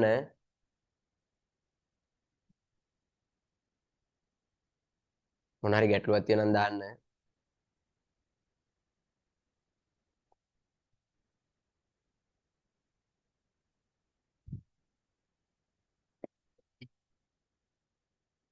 හරි නේද? හරි. දැන් එහෙනම් ඔන්න ඒ වර්ගීකරණය කරා. මොනවාද? සාහිත්‍ය මූලාශ්‍ර වර්ගීකරණය කරා දේශීය සහ විදේශීය විදියට. අපි අතන පුරාවිද්‍යාත්මක සාධකයේ ලිව්වා විතරයි. අපි දැන් කරන්නේ පුතේ සාහිත්‍ය මූලාශ්‍ර ගැන කොටස කතා කරලා ඉන්නවා. ඊට පස්සේ අපි පුරාවිද්‍යාත්මක කොටසට පස්සේ යන්. දැන් අපි සාහිත්‍ය මූලාශ්‍ර කියන කොටස සම්පූර්ණයෙන්ම ඉවර කරලා ඉමු. එතකොට දේශීය සාහිත්‍ය මූලාශ්‍ර සහ විදේශීය සාහිත්‍ය මූලාශ්‍ර වල අපි යනවා දේශීය සාහිත්‍ය මූලාශ්‍රයක් කියන්නේ මොකක්ද කියලා කතා කරන්න. දැන් මම ඔයාලට කිව්වා දේශීය සාහිත්‍ය මූලාශ්‍රයක් කියලා කියන්නේ ලංකාවේ අය අපේ රටේ ජීවත් වෙච්ච මිනිස්සු ලියපු ඒවා කියලා. නේද? ඒකට අපි පුංචි නිර්වචනයක් නිකන් හදාගමු. පොඩ්ඩ නිකන් මතක තියාගන්න විතරක්. හරිනේ? අලුත් රූලකින් ලියන්න දේශීය සාහිත්‍ය මූලාශ්‍රය යනු දේශීය සාහිත්‍ය මූලාශ්‍රය යනු දේශීය සාහිත්‍ය මූලාශ්‍රය යනු හරි නේද? ලියන්න අදින් වසර 2000ක පමණ කාල සීමාවක සිට අදින් වසර 2000ක පමණ කාල සීමාවක සිට අදින් වසර 2000ක පමණ කාල සීමාවක සිට ලාංකිකයන් විසින් ලාංකිකයන් විසින් වරින් වර රචනා කරන ලද ගද්‍ය හා පද්‍ය කෘති. වරින් වර රචනා කරන ලද ගද්‍ය හා පද්‍ය කෘති. අදින් වසර 2000ක පමණ කාල සීමාවක සිට ලාංකිකයන් විසින් වරින් වර රචනා කරන ලද ගද්‍ය හා පද්‍ය කෘති. ඒවට කියනවා දේශීය සාහිත්‍ය මූලාශ්‍ර කියලා. හරිනේ? මේ හරි. විදේශීය සාහිත්‍ය මූලාශ්‍ර කියන්නේ මොකද්ද කියලා බලාගන්න නැති ලියන්න එපා. අපි මේක පස්සේ ලියමු. දැනට බලා ගන්න. ලංකාවට පැමිණි හෝ නොපැමිණි අපේ රටට ආපු හෝ ආපු නැති විදේශිකයෝ අපේ රට ගැන තොරතුරු ඇතුළත් කරලා ලියපු කෘති. ඒක කියන්නේ පුතේ ලංකාවට එන්නත් පුළුවන්. ලංකාවට ආපු නැති අය වෙන්නත් පුළුවන්. හැබැයි එයාලා අපේ රට ගැන තොරතුරු ඇතුළත් කරලා ලියලා තියෙනවා නම් අපි ඒවට කියනවා විදේශීය සාහිත්‍ය මූලාශ්‍ර. ලංකාවට ඇවිල්ලත් තියෙන පුළුවන්. ලංකාවට ආවේ නැති වෙන්නත් පුළුවන්. හැබැයි ඒ කට්ටිය තොරතුරු ලිව්වේ අපේ රට ගැන නම් අපි ඒවට කියනවා විදේශීය සාහිත්‍ය මූලාශ්‍ර. පුතේ ඕනම රටක ඉතිහාසය හදාරන්න දේශීය හා විදේශීය කියලා සාහිත්‍ය මූලාශ්‍ර වර්ග දෙකම භාවිත කරනවා. පැහැදිලිනේ? හරි. දැන් ඔන්න ආයෙ යනවා චුට්ටක් මුලට. ආයි සැරයක්. දැන් මොකද මේ කරන්නේ? මේ තමයි උගන්න ගත්තු නැත්තම් ඉගෙන ගත්තු කොටස් ටික ආයෙ ආයෙ මතක් කරනවා අමතක නොවෙන්න. තේරුණානේ? ඔයාලා මොකද කරන්නේ? අපි විභාගයට කලින් දවසේ පාඩම් කරනවා. යකෝ විභාගයට කලින් දවසේ පාඩම් කරන නිසා තමයි දැන් මතක නැත්තේ මොකක්වත් කරගන්න. තේරුණානේ? හැමදාම පාඩම් කරන එක නොකලත් කරපු කොටස් ටික පාඩම් කරපු කොටස් ටික නැවත නැවත මතක් කිරීම කරන්න. ඒකට තමයි ෂෝට් නෝට් එකක් එහෙම හදාගන්නේ. මේකත් එක්ක ඉස්සරහට ගියද ඔයාලට ෂෝට් නෝට් එකක් කොහමද හදාගන්නේ? ඒකට මොනවද දෙන්න ඕනි කාරණා කියන එක මේ හැමස්තෙම කතා කරන්න හොඳේ. නැත්නම් ඔයාලා ෂෝට් නෝට් කියලා කියන්නේ මොනවද? ඔයාලා ෂෝට් නෝට් කියලා කරන්නේ පුංචි තීරුවට ඉරාගත්තු පොඩි කොලයක චූටි අකුරෙන් පාට පාවිච්චි කරලා අර පොතේ තියෙන නෝට් එක ආයෙ ලියනවා. ඒක නෝට්. කෙටි සටහන් නෙමෙයි ඈ. එතකොට කෙටි සටහනක් හදන්නේ එහෙම නෙමෙයි. එතකොට කෙටි සටහනක් කියන එක අපි කරන්නේ මොකටද? විෂය කරුණු නැවත ආවර්ජනය කරගන්න කරන වැඩක්. අන්න ඒක විභාගයට කලින් දවසේ බැලුවත් කිසිම අවුලක් නැහැ. තේරුණානේ? වැඩේ කොට දාගන්න පුළුවන් ඒක විභාගයට කලින් දවසේ බැලුවොත්. එතකොට දැන් අපි කරන්න ඕනේ අද දවසේ කරන වැඩ ටික ඔයාලා හෙටත් විනාඩි 5ක් බලන්න. අනිද්දාත් විනාඩි 5ක් බලන්න. ඉන් අනිද්දාත් විනාඩි 5ක් බලන්න. ආපු පන්ති එන දවසට කලින් දවසේ රැට විතර චුට්ටක් බලාගෙන ඉන්න තියාගන්න එපා. එහෙම වුණොත් පුතේ මේක අමතක කරනවා. දැන් මම ඔයාලට කියපු කාරණා ටික හොඳට ඔලුවට වැටලානේ තියෙන්නේ. ඇයි පටන් ගත්තු පළවෙනි කාරණාව ඉඳන් මේ දැන් ආපු තැන වෙනකන් හැමතිස්සෙම එක කරුණක් එකතු වෙද්දී ආයි මොකද කරේ? මුල කරුණ ආයි මතක් කරා. තේරුණානේ? අලුත් කරුණක් එකතු වෙද්දී මුල කරුණ ආයි මතක් කරා. නැත්තම් මොකද වෙන්නේ? අලුත් කරුණ එනකොට කලින් උගන්නපු කරුණ තියෙන යට. වැඩේ යටපත් වෙනවා. තේරුණානේ? හැබැයි යටපත් කරපු ටික ආපු මතු කරගෙන යද්දී ඕක පුතේ සදාතනිකව යටපත් වෙලා තියෙන්නේ. ආපුවාට පාඩම් කරන දෙයක් ඉතුරු වෙන්නේ නැහැ. නේ? හරියන් ආයි මුලට පටස් ගාලා. මොකද්ද? ඉතිහාසය කියන්නේ මොකද්ද පුතේ? අග්ගල මතක් කරගන්න. ඉතිහාසය කියන්නේ මොකද්ද? අතීත මිනිසුන්ගේ ක්‍රියාකාරකම් පිළිබඳ හදාරන විෂය. ඉතිහාසය හදාරන්න මොනවද ඕනි පුතේ? ඉතිහාසය හදාරන්න ඕනි මූලාශ්‍ර. නේ? ඉතිහාසය හදාරන්න ඕනි මූලාශ්‍ර. මූලාශ්‍ර ප්‍රධාන කොටස් කීයකට බෙදෙනවද? ප්‍රධාන කොටස් දෙකකට බෙදෙනවා. මොනවද ප්‍රධාන කොටස් දෙක? සාහිත්‍ය මූලාශ්‍රයි, පුරාවිද්‍යා මූලාශ්‍රයි. මොනවද කොටස් දෙක? සාහිත්‍ය මූලාශ්‍රයි, පුරාවිද්‍යා මූලාශ්‍රයි. සාහිත්‍ය මූලාශ්‍ර ප්‍රධාන කොටස් දෙකකට බෙදුවා. මොනවද? දේශීය සාහිත්‍ය මූලාශ්‍රයි, විදේශීය සාහිත්‍ය මූලාශ්‍රයි. මොනවද? දේශීය සාහිත්‍ය මූලාශ්‍රයි, විදේශීය සාහිත්‍ය මූලාශ්‍රයි. වැඩ ඉවරයි. බලන්න. කතා කරපු කොටස් ටික දැන් මතකයි. හරිනේ? යන් එහෙනම් දේශීය සාහිත්‍ය මූලාශ්‍ර ගැන කතා කරගෙන අපි යන්න. දැන් මේ ඔයාලට පේනවා බෝඩ් එකේ බලන්න. මෙතන තියෙනවා දේශීය සාහිත්‍ය මූලාශ්‍ර ඒ කාලේ ලියන්න භාවිතා කරේ පුතේ පුස්කොළ පොත්. එතකොට තල්පත්තිරු අරගෙන ඒ තල්පත්තිරු වල පණ්නිදකින් ලියනවා. එහෙම නැත්නම් මේක ලියන්න භාවිතා කරනවා ලෝහ කූරා. එතකොට ඒකින් මේ තල්පත්තිරු හූරල වගේ තමයි මේ අකුරු ලියන්නේ. ලියලා මේකේ දලි මැද්දට පස්සේ මේ අකුරු කළු පාටට මතුවලා පේනවා. ඊට පස්සේ ඉතින් පස්සේ කාලෙක කඩදාසි භාවිතා කරනවා. දැන් ඔයාලා පොත්පත් ඉදිරියට පාවිච්චි කරන්නේ කඩදාසිනේ. ඉතින් ඒවා විවිධ විදිහට තියෙනවා. ඉතින් මේ තමයි මුල් කාලීනව ආපු ඒවා පොඩක් පරණ පාටට තියෙන්නේ. එහෙම කඩදාසි ඉතින්. අර නේද? මේ තියෙන මුල් කාල භාවිතා කරපු සාහිත්‍ය මූලාශ්‍ර ලිව්වේ පුස්කොළ පොත්වල. මේව මතක තියාගන්න MCQ ප්‍රශ්න වලට අහනවා. තේරුණානේ? අතීතයේ මූලාශ්‍ර ලියන්න භාවිතා කරේ මොන වගේ දේවල්ද? සාහිත්‍ය මූලාශ්‍ර රචනා කරේම පුස්කොළ පොත්වල. ඒක හොඳට මතක තියාගන්න. මේවා කෙටි ප්‍රශ්න වලට එනවා. ඉස්සරහට විභාග පේපර් කරද්දී, පසුගිය විභාග ප්‍රශ්න පත්‍ර කරද්දී ඔයාලට මේවට අදාළ ප්‍රශ්න අහුවේ. මේ MCQ වලට අහන තැන්. හරි නේද? අතීතයේ සාහිත්‍ය මූලාශ්‍ර ලියා තැබීමට භාවිතා කළේ පුස්කොළ පොත්. හරි. යම් පාඩම ඉස්සරහට. දේශීය සාහිත්‍ය මූලාශ්‍ර. පුතේ ප්‍රධාන මාතෘකාවක් විදිහට මේක ලියා ගන්න. දේශීය සාහිත්‍ය මූලාශ්‍ර. දේශීය සාහිත්‍ය මූලාශ්‍ර. හරිනේ? දැන් අහගෙන ඉන්න.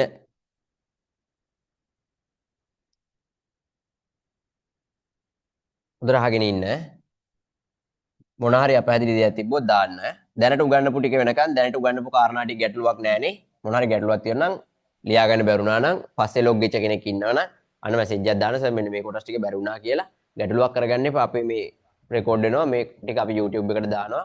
ඊට පස්සේ ඔයාලට YouTube එකෙන් බලන්න පුළුවන්. තේරුණානේ? රෙකෝඩින් එක නැවත නැවත බලන්න පුළුවන්. බැලුවට පස්සේ ආයෙත් මේක දිගටම මතක තියෙනවා. හරිනේ? හරි. ඔන්න බලන්න පුතේ. දේශීය සාහිත්‍ය මූලාශ්‍ර. දැන් ඔක්කොම වැඩ නතර කරන්න හොඳේ. ලියන්නත් එපා, මොනවත් කරන්නත් එපා, වෙන සිහි කල්පනාවල ඉන්න එපා, රැට ඉව මොනවද කියලා අහන්න එපා, බලන්න එපා. තේරුණානේ? නංගි මල්ලිත් එක රණ්ඩු කරන්න එපා මේක. ගේමට බහැලා ඉන්නේ දැන් ඈ. දේශීය සාහිත්‍ය මූලාශ්‍ර. ඔන්න හොඳට අහගන්න. පුතේ දේශීය සාහිත්‍ය මූලාශ්‍ර අතර ලංකාවෙන් හම්බෙන පැරණිතම සාහිත්‍ය මූලාශ්‍රය තමයි දීපවංශය. ලියන්න එපා. දේශීය සාහිත්‍ය මූලාශ්‍ර අතර ලංකාවෙන් හම්බෙන පැරණිතම සාහිත්‍ය මූලාශ්‍රය තමයි දීපවංශය. හරිනේ? මොකද්ද සාහිත්‍ය මූලාශ්‍රය පැරණිතම එක ලංකාවෙන් හම්බෙන්නේ? දීපවංශය. දීපවංශය රචනා කළ කාලය. රචනා කළ කාලය. පුතේ මේක රචනා කරන්නේ ක්‍රිස්තු වර්ෂ 4 වෙනි සියවසේ. ක්‍රිස්තු වර්ෂ 4 වෙනි සියවසේ තමයි මේක රචනා කරන්නේ. දීපවංශය රචනා කළ කතුවරයා. දීපවංශය රචනා කළ කතුවරයෙක් ගැන තොරතුරු සඳහන් වෙන්නේ නැත. එහෙනම් කතුවරයෙක් දීපවංශයේ නැහැ. පැහැදිලිද? මොන මූලික කාරණා ටිකට එනවා අය මොනවද? දේශීය සාහිත්‍ය මූලාශ්‍ර අතර පැරණිතම සාහිත්‍ය මූලාශ්‍රය මොකද්ද? දීපවංශය. හරිනේ? දීපවංශය. දීපවංශය රචනා කළ කාලය කීයද? ක්‍රිස්තු වර්ෂ 4 වෙනි සියවස. දීපවංශය රචනා කරන්නේ ක්‍රිස්තු වර්ෂ 4 වෙනි සියවස. දීපවංශය රචනා කළේ කවුද? එහෙම එකෙක් නැහැ. තේරුණානේ? දීපවංශය රචනා කළ කතුවරයෙක් නැහැ. එතකොට සර් දීපවංශය තියෙන්නේ මොනවාද? දීපවංශය තියෙනවා පුතේ බුදුරදුන්ගේ ලංකා ගමනේ පටන්. කාගේද? බුදුරදුන්ගේ ලංකා ගමනේ පටන්. බුදුරදුන්ගේ ලංකා ගමනේ පටන්. මහසෙන් රාජ සමයේ අවසානය දක්වා තොරතුරු. මහසෙන් රාජ සමයේ අවසානය දක්වා තොරතුරු. තේරුණානේ? මොනවද දීපවංශය තියෙන්නේ? බුදුරදුන්ගේ ලංකා ගමනේ පටන් මහසෙන් රාජ සමයේ අවසානය දක්වා තොරතුරු දීපවංශය තුල අන්තර්ගත වෙනවා. තේරුණා නේද? දීපවංශයේ තියෙන වැදගත්කම තමයි ලංකාවේ පැරණිතම සාහිත්‍ය මූලාශ්‍රය. වැඩේ පැහැදිලි. හර නේද? ඔන්න මම ආයිසරයක් අහනවා. ඔයාලා උත්තර ටික දෙන්න ඕනි. මොනවාද? ලංකාවේ පැරණිතම ග්‍රන්ථය මොකද්ද? දීපවංශය. ලංකාවේ පැරණිතම සාහිත්‍ය මූලාශ්‍රය දීපවංශය. රචනා කළ කාලය ක්‍රිස්තු වර්ෂ 4 වෙනි සියවස. ක්‍රිස්තු වර්ෂ 4 වෙනි සියවස. රචනා කළ කතුවරයා එහෙම කෙනෙක් නැහැ. තොරතුරක් සඳහන් වෙන්නේ නැහැ. තේරුණානේ? දීපවංශයේ අන්තර්ගත තොරතුර මොකද්ද?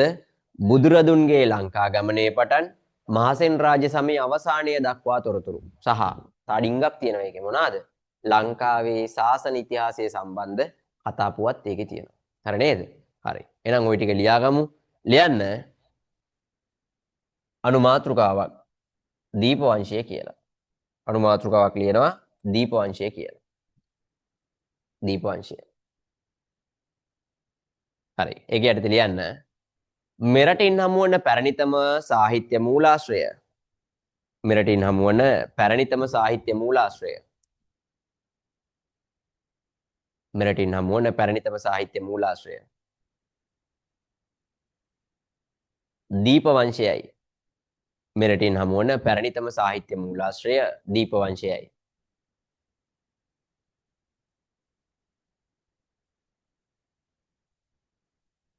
මෙය ක්‍රිස්තු වර්ෂ 4 වෙනි සියවසේදී රචනා කර තිබේ.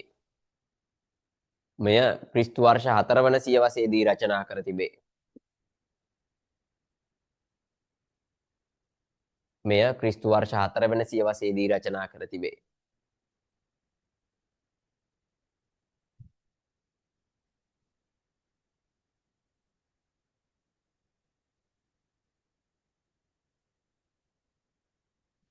බුදුරදුන්ගේ ලංකා ගමනේ පටන් බුදුරදුන්ගේ ලංකා ගමනේ පටන් බුදුරදුන්ගේ ලංකා ගමනේ පටන්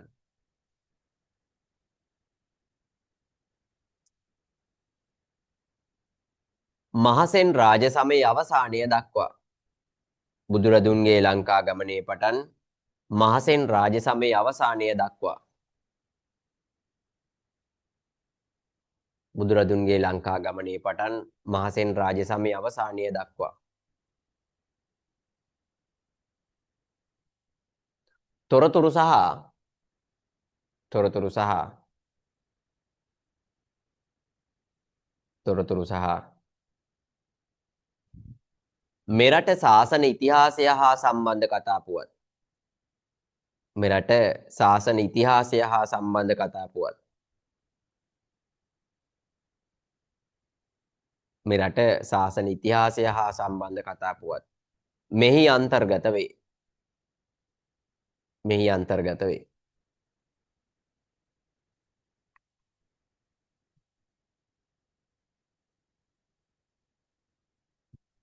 හරි නේද හරි පුතේ දීපවංශය ගත්තන් පස්සේ ලංකාවේ පැරණිතම සාහිත්‍ය මූලාශ්‍රය ඒකට දීපවංශයේ තියෙනවා අඩුපාඩු ගොඩක් අපි දීපවංශය කතා කරන්නේ වැදගත්කම් නෙමෙයි දීපවංශය අපි කතා කරන්නේ අඩුපාඩු ගැන ඇයි දීපවංශය මෙච්චර අඩුපාඩු තියෙන්නේ පුතේ දැන් මං කිව්වා මේක ලංකාවේ පැරණිතම සාහිත්‍ය මූලාශ්‍රය කියලා ඒකට සාහිත්‍ය මූලාශ්‍රයක් ගත්තට පස්සේ සාහිත්‍ය මූලාශ්‍රයක අඩංගු වෙන්න ඕනි කාරණා තියෙනවා අඩංගු නොවෙන්න ඕනි කාරණා තියෙනවා එතකොට දීපවංශය ලංකාවේ පැරණිතම සාහිත්‍ය මූලාශ්‍රය නිසා මේක ඇතුලේ තියෙන අඩුපාඩු ගොඩක් වැඩි තේරුණානේ ඒ නිසා අපි දීපවංශයේ තියෙන වැදගත්කම් ගැනම සාකච්ඡා කරන්න යන්නේ නැහැ අපි කතා කරන දීපවංශයේ අඩුපාඩු ගැන ඔයාලගේ විභාගයටත් අර්ධ ව්‍යුහගත ප්‍රශ්න වලට අහන්න පුළුවන් දීපවංශයේ පවතින අඩුපාඩු 3ක් ලියා දක්වන්න දීපවංශයේ පවතින අඩුපාඩු 2ක් ලියා දක්වන්න එහෙම කියලා අහන්න පුළුවන් පැහැදිලිනේ දැන් ඔන්න ඔයාලට අවබෝධයක් තියෙනවා මොනවාද ඉතිහාසය කියන්නේ මොකක්ද කියලා දන්නවා ඉතිහාසය හදාරන්න මොනවද ඕනි කියලා දන්නවා ඒවා වර්ගීකරණය වෙන්නේ කොහොමද කියලා දන්නවා අපි එතනින් ආව දේශී මේ සාහිත්‍ය මූලාශ්‍ර ගැන කතා කරා ඒකෙදි අපි දැන් කතා කරා එක ග්‍රන්ථයක් ගැන මොකක් ගැනද ලංකාවේ පැරණිතම සාහිත්‍ය මූලාශ්‍රය ගැන මොකද පුතේ ලංකාවේ පැරණිතම සාහිත්‍ය මූලාශ්‍රය මොකද්ද දීපවංශය නේ දීපවංශය රචනා කරලා තියෙනවා ක්‍රිස්තු වර්ෂ 4 වෙනි සියවසේ අන්තර්ගත වෙනවා ඒකේ බුදුරදුන්ගේ ලංකා ගමනේ ඉඳන් මහසෙන් රාජ සමය අවසානයේ දක්වා තොරතුරු රචනා කළ කතෝරෙක් ගැන තොරතුරු සඳහන් වෙන්නේ නැත හරිනේ බලමු දීපවංශය අඩුපාඩු මොනවද කියලා දීපවංශය අඩුපාඩු මෙන්න මේවා තියෙනවා ලියන්න එපා බලාගෙන ඉන්න විතරයි හරිනේ ලියන්නේ එකක් තමයි දීපවංශ පුතේ පුනරුක්ති දෝෂ සහිතයි පුනරුක්ති දෝෂ සහිතයි හරිද මොනවද පුනරුක්ති දෝෂ කියන්නේ පුනරුක්ති දෝෂ පුනරුක්ති දෝෂ කියලා කියන්නේ එකම කාරණාව නැවත නැවත රචනා කිරීම එකම කාරණාව මේ කෘතිය ඇතුළේ ස්ථාන කීපයක ලියලා තියෙනවා තේරුණානේ ඒක වැරද්දක් එතකොට සාමාන්‍යයෙන් විශ්වාස කරන ඉතිහාසඥයෝ කියනවා දීපවංශය අපි දැන් කියන්නේ කතුවරෙක් නෑ කියලා ඒකට සමහර අයගේ මතයක් තියෙනවා මේක භික්ෂූන් වහන්සේලා හෝ භික්ෂුණීන් වහන්සේලා නැත්නම් කතුවරු කිහිප නමක් විසින් මේක රචනා කරන්නේ නැති කියලා ගොඩක් වෙලාවට විශ්වාස කරන භික්ෂුණීන් වහන්සේලා ලියන්නේ නැති කියලා. මොකද මේක ඇතුලේ සංඝ සමාජය ගත්තන් පස්සේ භික්ෂුණීන් වහන්සේලාගේ ඉතිහාසය සම්බන්ධයෙන් යම්කිසි තොරතුරු වැඩි ප්‍රමාණයක් මේක ඇතුලේ අන්තර්ගත වෙලා තියෙනවා. එතකොට මේක කතුවරු කිහිප දෙනෙක් ලියන්නේ නැති කියලා විශ්වාස කරනවා. ඒක නිසා එකම කාරණාව තැන් දෙක තුනක තියෙනවා. තේරුණානේ? එකම කාරණාව තැන් දෙක තුනක තියෙනවා. දැන් උදාහරණයක් ගත්තොත් එහෙම රුවන්වැලි සෑය නිර්මාණය කරන්නේ දුටුගැමුණු කියලා දීපවංශ එක තැනක ලියලා තියෙනවා. තව තැනක ලියනවා රුවන්වැලි සෑය නිර්මාණය කරේ සද්දා තිස්ස රජතුමා කියලා. එතකොට එකම කාරණාවක් ගැන ස්ථාන දෙකක කාරණාව දෙවිදියකට දක්වලා තියෙනවා. තේරුණානේ? එක තැනක දුටුගැමුණු රජතුමා කියලාත් රුවන්වැලි සෑය නිර්මාණය කරේ. තව තැනක සද්දා තිස්ස රජතුමා රුවන්වැලි සෑය නිර්මාණය කරා කියලාත් මේකේ සඳහන් වෙනවා. අන්න පුතේ එකම කාරණාවක් නැවත නැවත රචනා කිරීම එකම කාරණාවක් එකම කෘතියක් ඇතුලේ නැවත නැවත රචනා කිරීම පුනරුක්ති දෝෂ. තේරුණානේ? ලියන්න එපා. අහගෙන ඉන්න. එහෙනම් දීපවංශයේ තියෙන මොනවද? පුනරුක්ති දෝෂ. ඊට අමතරව කෙටි විස්තර කිරීම පමණක් ඇතුළත් වීම. කෙටි විස්තර කිරීම පමණක් ඇතුළත් වීම. අර නේද? කෙටි විස්තර කිරීම විතරයි මේකේ තියෙන්නේ. එතකොට කෙටි විස්තර කිරීම කියලා කියන්නේ මේකේ දීර්ඝ තොරතුරු නැහැ. සමහර කාරණා යම්කිසි විදියකට දාලා තියෙනවා. සමහර කාරණා ඒ විදිහට දීර්ඝ විතර අන්තර්ගත වෙන්නේ නැහැ. ඉතින් ඒ වගේ අපිට තොරතුරු ගන්න ඕනි කාරණාවක දීර්ඝ විස්තර කිරීමක් නැත්නම් ඒ කෘතියෙන් අපිට වැඩ නැහැ. සාහිත්‍ය මූලාශ්‍රයක් වඩ සාහිත්‍ය මූලාශ්‍රය තුල ඕන තරම් කරුණු අන්තර්ගත කරන්න පුළුවන්. සෙල්ලිපි නෙමෙයිනේ මේවා. එතකොට පිටු පෙරලා බලන්න පුළුවන්. හැබැයි මේකේ ගොඩක් තොරතුරු කෙටියෙන් දක්වලා තියෙනවා. දීර්ඝ විස්තර කිරීම නැහැ. ඒක නිසා සමහර තැන්වල වැදගත්ම තොරතුරු ගන්න විදිහක් නැහැ. වැදගත් තොරතුරු මග ඇරලා තියෙනවා. එහෙනම් ඊට වැදගත්ම තොරතුරු රචනා නොකිරීමත් මේකේ තියෙන දුර්වලතාවයක් විදිහට ගන්න පුළුවන්. ඒකට ඔන්න ඔය වගේ දුර්වලතා ගණනාවක් මේ කියන දීපවංශය තුල අන්තර්ගත වෙනවා. පැහැදිලි නේද? හරි. එහෙනම් ලියමු දීපවංශයේ පවතින අඩුපාඩු. ලියා ගන්න අලුත් රූලකින් දීපවංශයේ පවතින අඩුපාඩු. දීපවංශයේ පවතින අඩුපාඩු. පළවෙනි එක පුනරුක්ති දෝෂ සහිත වේ. පුනරුක්ති දෝෂ සහිත වේ.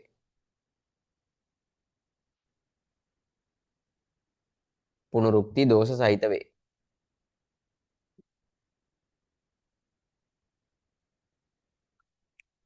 දෙක කෙටි විස්තර කිරීම පමණක් ඇතුළත් වේ.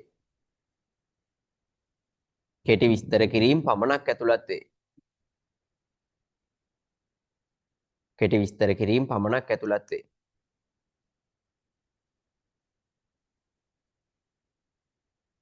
තුන ඇතැම් වැදගත් තොරතුරු දක්වා නැත. ඇතැම් වැදගත් තොරතුරු දක්වා නැත. ඇතැම් වැදගත් තොරතුරු දක්වා නැත.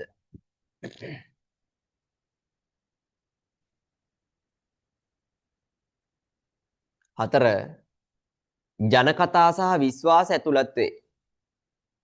ජනකතා සහ විශ්වාස ඇතුළත් වේ. ජනකතා සහ විශ්වාස ඇතුළත් වේ.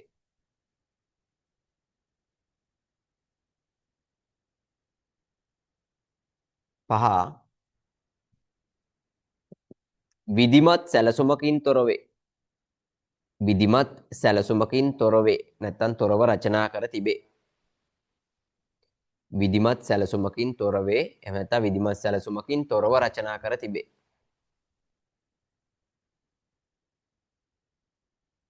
විධිමත් සැලසුමකින් තොරව රචනා කර තිබේ. ඔන්න දීපවංශයේ පවතින අඩුපාඩු. හරි නේද? හරි. දැන් ආයෙ යනවා අපි මුලට. ඔන්න එක සැරයක් පොඩ්ඩක් මතක් කරගෙන ඉන්න. ආයෙ මුලින් ඉඳලා ටක් ගාලා මතක් කරගෙන ඉන්න. ඉතිහාසය කියන්නේ මොකද්ද පුතේ?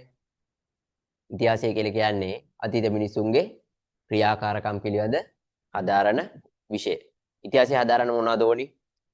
ඉතිහාසය හදාරන්න ඕනි මූලාශ්‍ර.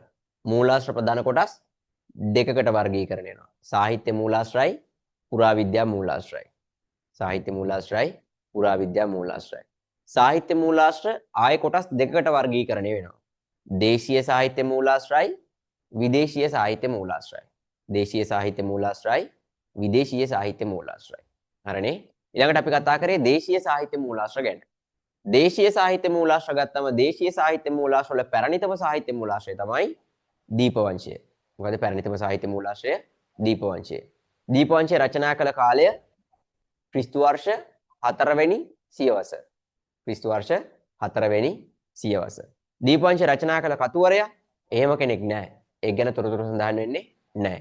දීපවංශය අන්තර්ගත තොරතුරු මොනවාද?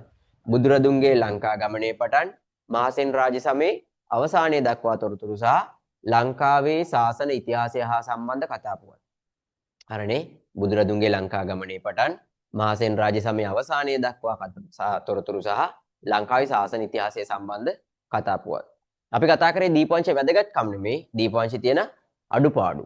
දීපවංශයේ තියෙන අඩුපාඩු. මොනවද දීපවංශයේ අඩුපාඩු විදිහට කතා කරේ? පුනරුක්ති දෝෂ සහිතයි.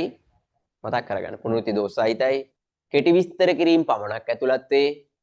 කෙටි විස්තර කිරීම පමණක් ඇතුළත් වේ. ඇතැම් වැදගත් තොරතුරු දක්වා නැත. මොනවාද? ඇතත් වැදගත් තොරතුරු දක්වා නැත. තව ජනකතා සහ ජනප්‍රවාද අන්තර්ගත වේ. ජනකතා සහ ජනප්‍රවාද අන්තර්ගත වේ. විධිමත් සැලසුමකින් තොරව රචනා කර තිබේ. විධිමත් සැලසුමකින් තොරව රචනා කර තිබේ. හරි නේද? වැඩි මතකයි. නියමයි. යන් ඊළඟ ටිකට. මොකද්ද? ඔන්න අනුමාත්‍රිකාව ලියා ගන්න. දෙවෙනි කෘතිය මහා වංශය. මහා වංශය. මාතෘකාව ලියලා මේ පැත්ත බලාගන්න.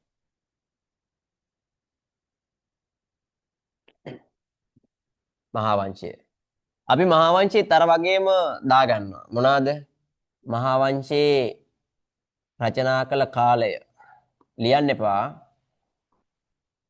රචනා කළ කතුවරයා මහා වංශයේ අන්තර්ගතය. ඔන්න ඔය ටික ලියාගමු. ඊළඟට වැදගත්කම. පුතේ දීපවංශයේ වැදගත්කම මොකද්ද? දීපවංශයේ වැදගත්කම ලංකාවේ පැරණිතම සාහිත්‍ය මූලාශ්‍රය. හරිනේ. දීපවංශයේ වැදගත්කම ලංකාවේ පැරණිතම සාහිත්‍ය මූලාශ්‍රය. දැන් මං කොනේ මහා වංශය. ඔන්න බලන්න මහා වංශය පුතේ. මහා වංශය රචනා කළ කාලය.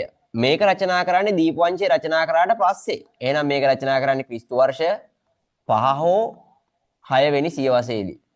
කොයි කාලෙද රචනා කරන්නේ? ක්‍රිස්තු වර්ෂ 5 හෝ 6 වෙනි සියවසේදී. මේක රචනා කළ කතුවරයා. පුතේ මහා වංශය රචනා කරන්නේ හොඳට මතක තියාගන්න අනුරාධපුර දික්සඳ සෙනවියා පිරිවෙනේ විසූ. අනුරාධපුර දික්සඳ සෙනවියා පිරිවෙනේ විසූ මහා නාම කියන හාමුදුරුවෝ. මහා නාම හිමි. තේරුණානේ? අනුරාධපුර දික්සඳ සෙනවියා පිරිවෙනේ විසූ මහා නාම හිමි. මේකේ අන්තර්ගතය පුතේ දීප වංශයේ අන්තර්ගතයයි මහා වංශයේ පළවෙනි කොටස තුල අන්තර්ගතයයි දෙකම එක හා සමානයි. තේරුණානේ? මහා නාම හාමුදුරුවොත් මේකේ ලියන්නේ බුදුරදුන්ගේ ලංකා ගමනේ පටන් බුදුරදුන්ගේ ලංකා ගමනේ පටන් මහසෙන් රාජ සමය අවසානය දක්වා තොරතුරු. පැහැදිලිද? අපි මේ මහා වංශය කියලා මෙතන කතා කරන්නේ මහා වංශයේ පළවෙනි කොටස විතරයි. මහා වංශයේ පළවෙනි කොටස විතරයි. ඒකට මහා වංශයේ පළවෙනි කොටස තුල අර දීප වංශයේ තිබිච්ච කාරණා ටික එහෙම්මම අන්තර්ගත වෙනවා. බුදුරදුන්ගේ ලංකා ගමනේ පටන් මහසෙන් රාජ සමය අවසානයේ දක්වා තොරතුරු පුතේ මහා වංශෙත් තියෙනවා. වැදගත්කම තමයි මහා වංශය අඛණ්ඩ ලිඛිත ඉතිහාසයක් සහිත කෘතියක්. අඛණ්ඩ ලිඛිත ඉතිහාසයක් සහිත කෘතියක්. තේරුණානේ? එතකොට අඛණ්ඩ ලිඛිත ඉතිහාසයක් කියලා කියන්නේ මොකද්ද පුතේ? මහා වංශයේ රචනා කිරීම ආරම්භ කරන්නේ මං කව ක්‍රිස්තු වර්ෂ 5 හෝ 6 කියලා. අඛණ්ඩ ලිඛිත ඉතිහාසයක් කියලා කියන්නේ මෙන්න මේ ක්‍රිස්තු වර්ෂ 5 හෝ රචනා කරන්න ආරම්භ කරපු මේ කෘතිය අද වෙනකන් රචනා කරනවා. වර්තමානයේකම් ලියනවා. එකම පොත දැන් කියවන්න බැරුව ඇති නේසර් පිටු කොට ගහලා. මේක ලියන්නේ කොටස් විදියට. තේරුණානේ? දැන් රචනා කරනවා මහා වංශයේ 6 වෙනි කොටස. එතකොට මතක තියාගන්න මහා වංශයේ 1 කොටස 2 කොටස 3 කොටස එහෙම කියලා කොටස් වලට වර්ගීකරණය කරලා තියෙනවා. දැන් මේ අපි මහා වංශය කියලා ඔයාලගේ පාඩමට අදාළව කතා කරන්නේ මහා වංශයේ පළවෙනි කොටස.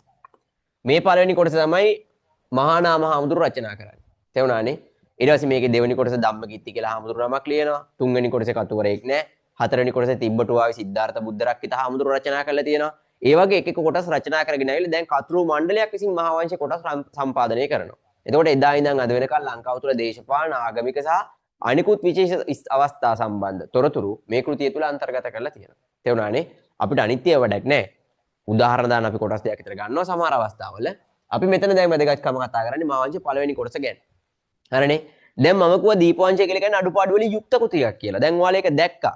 එතකොට අර දීප වංශයේ දීච්ච අඩුපාඩු ටික නිවරදි කරගන්න නැත්නම් ඒක අකාමකා ගන්න නැවත සාහිත්‍ය කෘතියක් රචනා කරන්න නැති කියලා හිතනවා. ඒ දීප වංශයේ අඩුපාඩු නිවරදි කරගන්න රචනා කළ කෘතිය තමයි පුතේ මෙන්න මේ මහා වංශය කියලා කියන්නේ. දැන් ඔයාලා මේක පටලවා ගන්න එපා. නැත්තම් විභාගවලට උත්තර ලියද්දි පේපර් ලියද්දි ඔයාලගෙන් අහනවා ලංකාවේ පැරණිතම කෘතිය මොකක්ද කියලා. ඔයාලා කෙලින් මිරි ගහනවා මහා වංශය කියලා. ওই වැරද්ද කරනවා ඈ. ලංකාවේ පැරණිතම කෘතිය දීප වංශය. දීප වංශයේ අඩුපාඩු නිවරදි කර ගැනීම සඳහා පසු කාලීනව මහා වංශය රචනා කරන්න ඇති කියලා ඉතිහාසඥයෝ විශ්වාස කරනවා. තේරුණානේ? එහෙනම් මතක තියාගන්න ලංකාවේ වැදගත්ම තොරතුරු ගන්න තියෙන කෘතිය අඛණ්ඩ ලිඛිත ඉතිහාසයක් සහිත කෘතිය තමයි මහා වංශය කියලා කියන්නේ. දැන් ඔයාලා දන්නවා අඛණ්ඩ ලිඛිත ඉතිහාසයක් කියන්නේ මොකක්ද කියලා. මොකක්ද අඛණ්ඩ ලිඛිතයි කියලා කියන්නේ? මුල් කෘතිය රචනා කිරීම ආරම්භයේ පටන් අද වෙනකම්ම මේ කෘතිය රචනා කිරීම. පුතේ ලෝකේ එහෙම රටවල් අඩුයි නැති තරම්. චීන එහෙම වගේ කෘති රචනා කරලා තියෙනවා. හැබැයි ලංකාවේ මහා වංශය තාම රචනා කිරීම සිද්ධ කරනවා. පැහැදිලිනේ? හරි. එහෙනම් ලියාගමු මහා වංශය ගැන.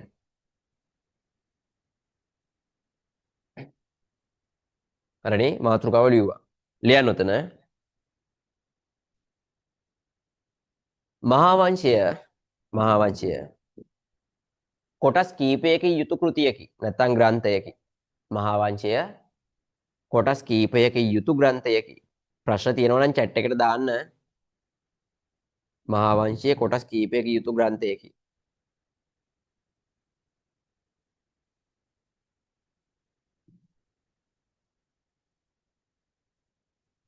මෙහි පළමු කොටස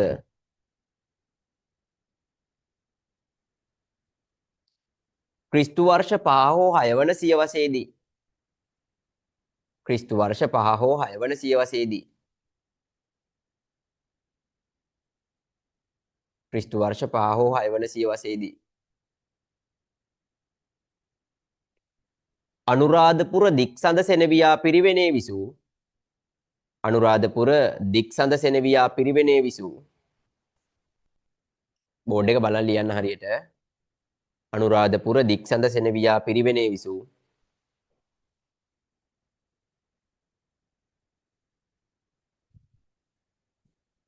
මහානාම නම් හිමිනමක් විසින් රචනා කර තිබේ. අනුරාධපුර දික්සඳ සෙනවියා පිරිවෙනේ විසූ මහානාම නම් හිමිනමක් විසින් රචනා කර තිබේ.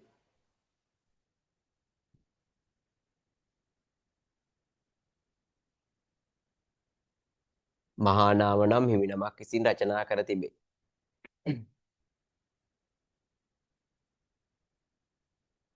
අලුත් උඩ ලියන්න. බුදුරදුන්ගේ ලංකා ගමනේ පටන් බුදුරදුන්ගේ ලංකා ගමනේ පටන්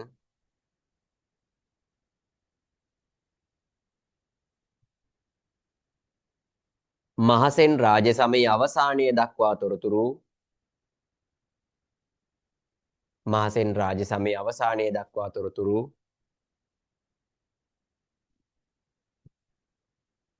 මහසෙන් රාජ සමයේ අවසානය දක්වා තොරතුරු මහා වංශයේ පළමු කොටස තුල අන්තර්ගත වේ. මහා වංශයේ පළමු කොටස තුල අන්තර්ගත වේ.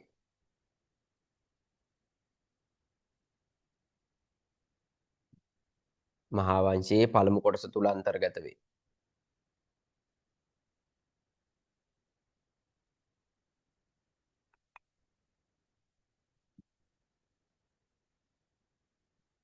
හරි. වැඩේ පැහැදිලි. එතකොට මේක අඛණ්ඩ ලිඛිත ඉතිහාසයක් සහිත කෘතියක්. අපි වැදගත්කම් කතා කරද්දී කතා කරමු. එතකොට උතේ මහා වංශය ගත්තම මහා වංශයයි දීප වංශයයි දෙකම රචනා කරන්න කලින් ගොඩක් ඉස්සර ලියවිච්ච කෘති ප්‍රමාණයක් කෘති තියෙන්නේ නැති කියලා විශ්වාස කරනවා. ඒක කියන්නේ පුරාණ අට කතා සාහිත්‍යයක් තිබිලා තියෙනවානේ. ගොඩක් ඉතිහාසඥයෝ සහ මහා වංශය තුල අරමුණු පැහැදිලි කරද්දී කතුවරයා ලියනවා අර පුරාණ අට කතාවල තිබිච්ච ග්‍රන්ථ වලින් මේකට තොරතුරු එකතු කරගත්තා කියලා. එතකොට අතීතේ ලියලා තිබිච්ච අට කතා එහෙම නැත්නම් බුදුරදුන් දේශනා කළ ධර්මය අර්ථ විවරණය කිරීම පිණිස රචනා කරන ලද ග්‍රන්ථ අට කතා සාහිත්‍ය කියලා එකක් තියෙනවා. එතකොට මේ අට කතා සාහිත්‍ය තුලින් තොරතුරු අරගෙන මෙන්න මේ දීපවංශය හා මහාවංශය රචනා කරා කියලා තමයි විශ්වාස කරන්නේ. එහෙනම් දීපවංශය හා මහාවංශය රචනා කිරීමට පෙර ලංකාවේ රචනා කර තිබූ වෙනත් කෘති මොනවද කියලා අහනවා ඔයාලගෙන්. හරිනේ? නැත්නම් අහන්න පුළුවන් මහාවංශයට ගුරු කොටගත් ග්‍රන්ථ මොනවද කියලා. අලුත් රූලකින් ලියන්න මහා වංශයට ගුරු කොට ගන්නා ලද ග්‍රන්ථ. මහා වංශයට ගුරු කොට ගන්නා ලද ග්‍රන්ථ. මහා වංශයට ගුරු කොට ගන්නා ලද ග්‍රන්ථ. ඒක පැහැදිලි නෑ වගේ නම් ලියන්න. මහා වංශයේ රචනා කිරීමට පෙර රචනා කර තිබෙන ග්‍රන්ථ. මහා වංශයේ රචනා කිරීමට පෙර රචනා කර තිබෙන ග්‍රන්ථ. නැත්නම් මහා වංශයට ගුරු කොටගත් ග්‍රන්ථ. මොනවාද? මෙන්න මේවා.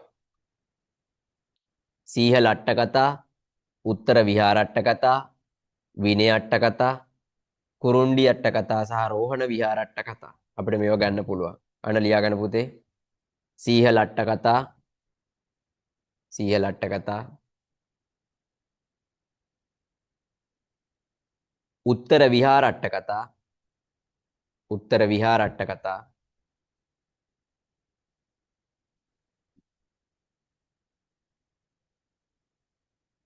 විනය අට කතා, විනය අට කතා,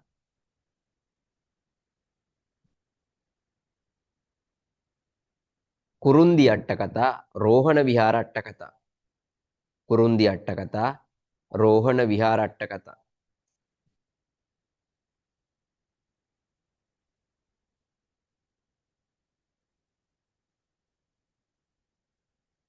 හරි. එතකොට ওই තමයි දීපවංශය රචනා කිරීමට පෙර රචනා කරන ලද ග්‍රන්ථ. හරි නේද? ඔයාලගේ දැනුමට මෙන්න මේ කොටස් දෙක ලියලා තියාගන්න. අපිට ඉස්සරහදී ප්‍රශ්න වලට උත්තර ලියන්න ඕන වෙනවා. මහා වංශයේ දෙවෙනි කොටස ක්‍රිස්තු වර්ෂ 12 වන සියවසේ විසූ ධම්මකිත්ති නම් හිමිනමක් විසින් රචනා කර තිබේ. තරු ලකුණක් දාලා ලියා ගන්න. මහා වංශයේ දෙවෙනි කොටස ක්‍රිස්තු වර්ෂ 12 වන සියවසේ විසූ ධම්මකිත්ති නම් හිමිනමක් විසින් රචනා කර තිබේ. මහා වංශයේ දෙවෙනි කොටස ක්‍රිස්තු වර්ෂ 12 වන සියවසේ විසූ ධම්මකිත්ති නම් හිමිනමක් විසින් රචනා කර තිබේ. මහා වංශයේ තුන්වෙනි කොටසේ කතුවරයෙක් ගැන තොරතුරු සඳහන් වෙන්නේ නැහැ. මහා වංශයේ තුන්වෙනි කොටසේ කතුවරයෙක් ගැන තොරතුරු සඳහන් වෙන්නේ නැහැ. මහා වංශයේ සිව්වෙනි කොටස නැත්නම් හතරවෙනි කොටස. මහා වංශයේ සිව්වෙනි කොටස නැත්නම් හතරවෙනි කොටස ක්‍රිස්තු වර්ෂ 18 වන සියවසේදී මහා වංශයේ හතරවෙනි කොටස ක්‍රිස්තු වර්ෂ 18 වෙනි සියවසේදී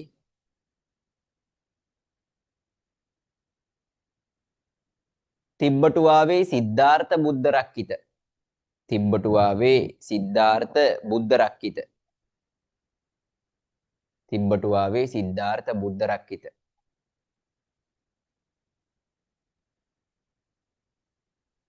තිබ්බටුවාවේ සිද්ධාර්ථ බුද්ධ රක්කිත නම් හිමිනමක් විසින් රචනා කර තිබේ. තිබ්බටුවාවේ සිද්ධාර්ථ බුද්ධ රක්කිත නම් හිමිනමක් විසින් රචනා කර තිබේ.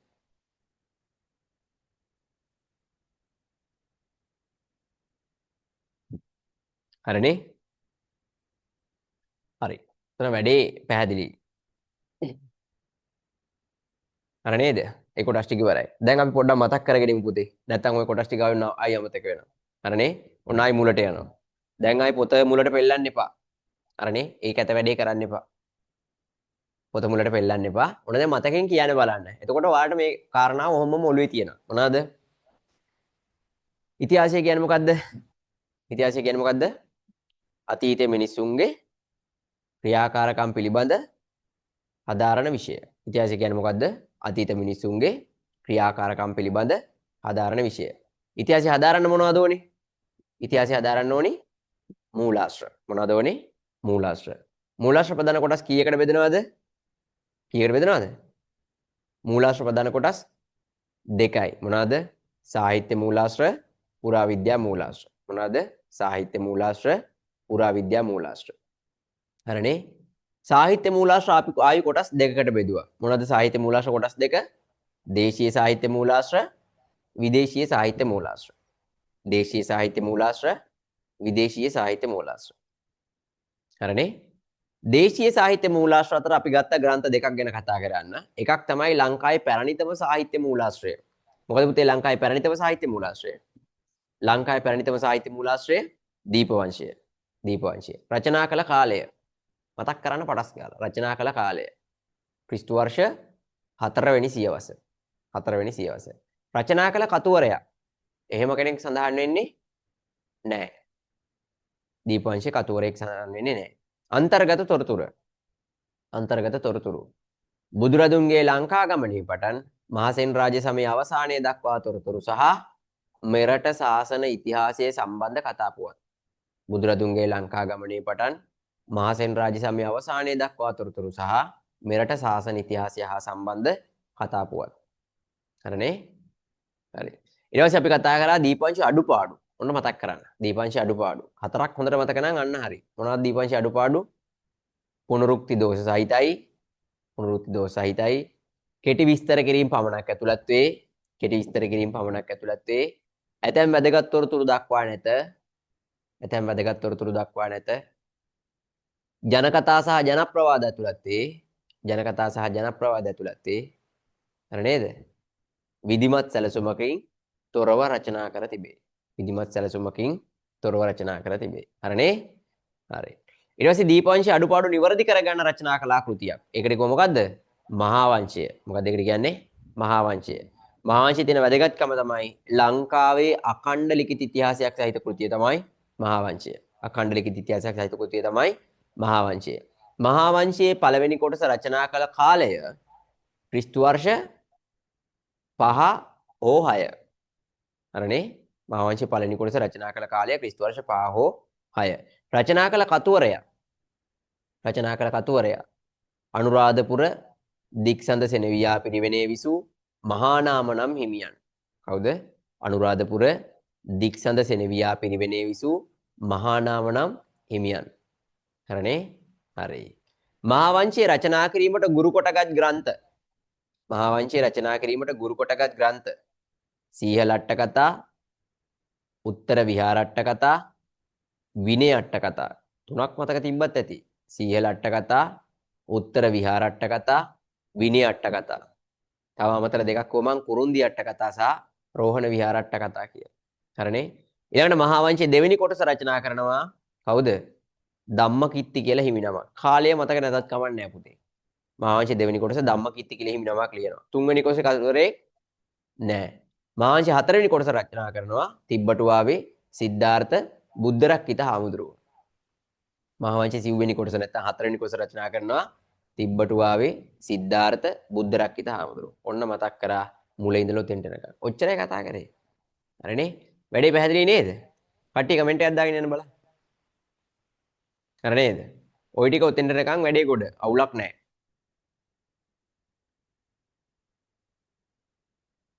chat එකට එකක් දාගෙන යන්න බලන්න. මොන හරි ප්‍රශ්නයක් තියෙනවා නම් කියන්න. ප්‍රශ්න නැහැ නේ? හරි. හරි. වැඩේ ගොඩනේ. එහෙනම් හරි. එච්චරයි ඈ. නියමයි. හරි. ඊළඟට අපි යන් එහෙනම් ඊළඟ කොටසට. මොකද්ද? පුතේ මහා වංශයේ තියෙන අඩුපාඩු නෙමෙයි. මහා වංශයේ කරේ මොකටද? මහා වංශයේ ලිව්ව අඩුපාඩු හදාගන්න. මොකද? දීප වංශයේ. අඩුපාඩු තිබ්බේ දීප වංශයේනේ. දැන් මහා වංශය ලියන්නේ දීප වංශයේ තියෙන අඩුපාඩු ටික හදාගන්න. එහෙනම් මහා වංශයේ තියෙන අඩුපාඩු නෙමෙයි. මොනවාද? වැදගත්කම්. අන්න අනුමාත්‍රකාවක් ලියන්න. මහා වංශයේ දැකිය හැකි වැදගත්කම නැත්නම් මහා වංශයේ ඇති වැදගත්කම එහෙම නැත්නම් මහා වංශයේ විශේෂ ලක්ෂණ කිව්වත් කමක් නැහැ. මහා වංශයේ වැදගත්කම එහෙම නැත්නම් මහා වංශයේ දැකිය හැකි විශේෂ ලක්ෂණ.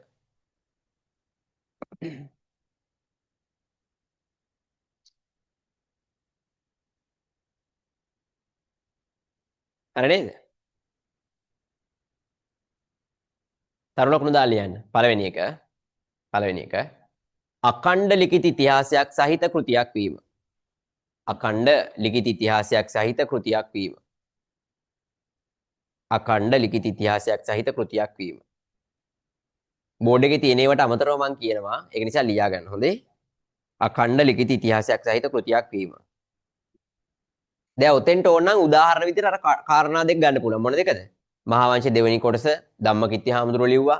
මහා වංශයේ තුන්වෙනි කොටසේ කතුවරෙක් නැහැ. මහා වංශයේ හතරවෙනි කොටස තිබ්බටුවායි බුද්ධරක්කිත හාමුදුරුවෝ ලිව්වා කියන එක මෙතන උදාහරණයකට ගන්න පුළුවන්. මේක මතක තියාගන්න මෙතන ලියන ප්‍රශ්නයක් විභාගයට එනවා. තේරුණානේ? මහා වංශයේ ඇති වැදගත්කම් දෙකක් උදාහරණ සහිතව පැහැදිලි කරන්න කියලා දෙන්න පුළුවන්. එහෙම આવොත් එහෙම මෙතෙන්ට උදාහරණ දාන්න අර කාරණා දෙක ගන්න. ඕන්න නිකන් මෙතන උදාහරණ කියලා අර කාරණාව නිකන් ලියලා තියන්න. මහා වංශයේ දෙවෙනි කොටස ධම්මකිත්ති හාමුදුරුවෝ. මහා වංශයේ 3 සහ 4 වෙනි කොටස් 3 කතුවරෙක් නෑ 4 වෙනි කොටස තිබ්බටුවායි බුද්ධරක්කිත හාමුදුරුවෝ ලිව්වා කියන එක. දෙවෙනි තරු ලකුණ පුනරුක්ති දෝෂ අවම වීම. පුනරුක්ති දෝෂ අවම වීම. පුනරුක්ති දෝෂ අවම වීම. නැත්නම් ඔයාලට කියන්න පුළුවන් දීප වංශයේ අඩුපාඩු නිවැරදි කරගත් කෘතියක් වීම කියලා. පුනරුක්ති දෝෂ අවම වීම. එහෙම නැත්නම් දීප වංශයේ අඩුපාඩු නිවැරදි කරගත් කෘතියක් වීම. දීප වංශයේ අඩුපාඩු නිවැරදි කරගත් කෘතියක් වීම.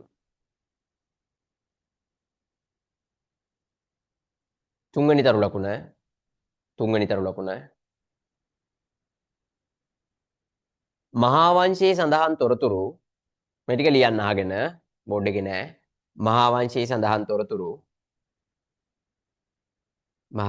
සඳහන් තොරතුරු පුරාවිද්‍යාත්මක සාධක මගින් තහවුරු වී තිබීම. මහා වංශයේ සඳහන් තොරතුරු පුරාවිද්‍යාත්මක සාධක මගින් තහවුරු වී තිබීම. මහා වංශයේ සඳහන් තොරතුරු පුරාවිද්‍යාත්මක සාධක මගින් තහවුරු වී තිබීම.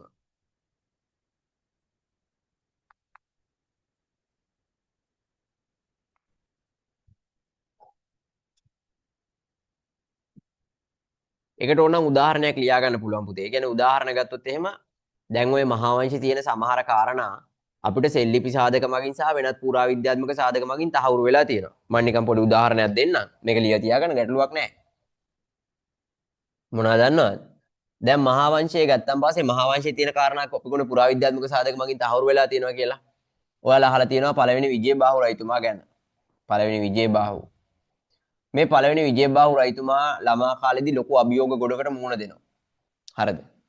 එතකොට මේ විජයබාහු රජතුමා ළමා කාලේදී මෙයාව හඳුන්වන්නේ කිත්ති කියලා. කිත්ති. කිති නෙමෙයි ඈ. කිත්ති කුමාරයා. එතකොට කිත්ති හෙවත් කීර්ති කියලා කියනවා.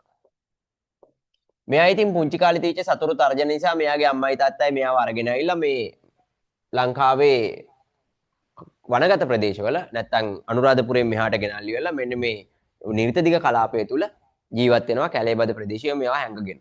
ඉතින් එහෙම කාල සීමාව තුල කතරගම ප්‍රදේශය පාලනය කරනවා කේශධාතු කියලා කාශ්‍යප කියලා පාලකෙක්. ඒ කේශධාතු කාශ්‍යප කියන පාලකයා ගාව හිටියා සිත්නරුබිම් බුදල්නා කියලා දණ්ඩනායකවරයෙක්. සිත්නරුබිම් බුදල්නා. මෙන්න මේ සිත්නරුබිම් බුදල්නා කියන දණ්ඩනායකවරයට මෙයාලව වනගත වෙලා ඉද්දි හම්බ වෙනවා. කැලේ හැංගිලා ඉද්දි අහු වෙනවා. අවුනාට පස්සේ මේ සිත්නරුබිම් බුදල්නා විස්තර අහගන්නවා. ඉතින් එයාලට කියන්නේ නැති මෙහෙම රාජ්‍යරුමයක් තියෙනවා. චෝලියෝ ආක්‍රමණ වලට බයයි තමයි මේ ආරක්ෂා සහිතව හැංගිලා ඉන්නේ කියලා. පස්සේ සිත්නරුබිම් බුදල්නා මොකද කරන්නේ? මෙයාලව වනගත ප්‍රදේශයේම ආපු ගල් ගුහාවක හංගල ඉවර වෙලා මෙයා ගිහිල්ලා තමන්ගේ රජතුමාට කියන්නේ විජයබාහු කුමාරයව පරිස්සම් සහිතව හදා වඩා ගන්නවා.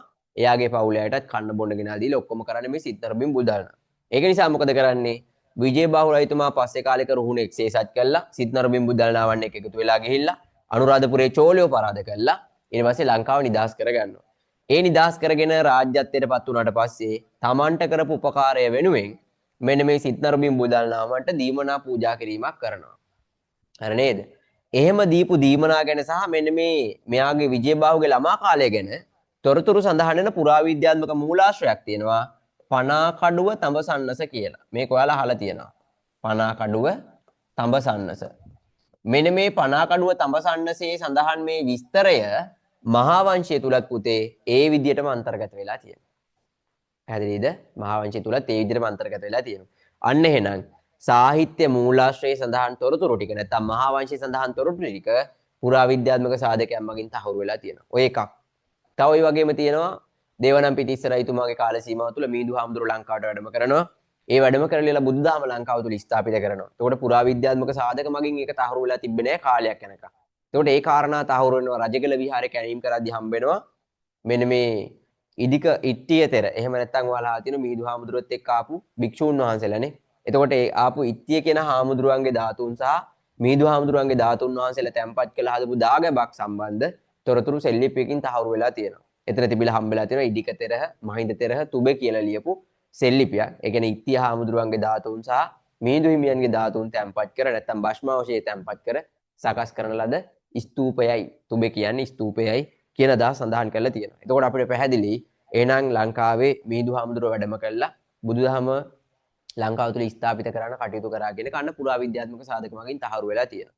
ඉතින් ඒ වගේ සෙල්ලිපි සාධක මගින් සහ වෙනකුත් පුරාවිද්‍යාත්මක සාධක මගින් තහවුරු වෙන නිසා මහා වංශයේ තොරතුරු වඩාත් විශ්වාසදායකයි කියලා විශ්වාසයක් තියෙනවා. හරි නේද? අන්න අපි ලිව්වා අතන කාරණාව එහෙනම් ඒකට උදාහරණයක් ඉදිරියට ඔයාලා දාන්න පුළුවන්.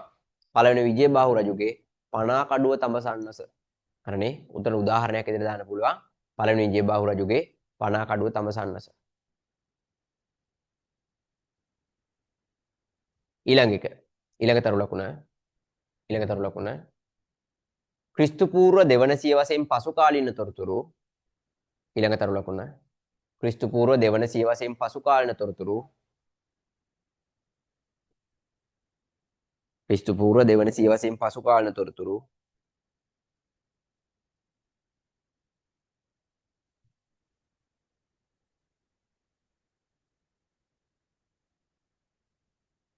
බොහෝ විට නිවැරදි වීම නැත්නම් බොහෝ විට සනාත වීම කියලා ලිව්වත් කමක් නැහැ. ක්‍රිස්තු පූර්ව දෙවන සියවසෙන් පසු කාලීන තොරතුරු බොහෝ විට නිවැරදි වීම.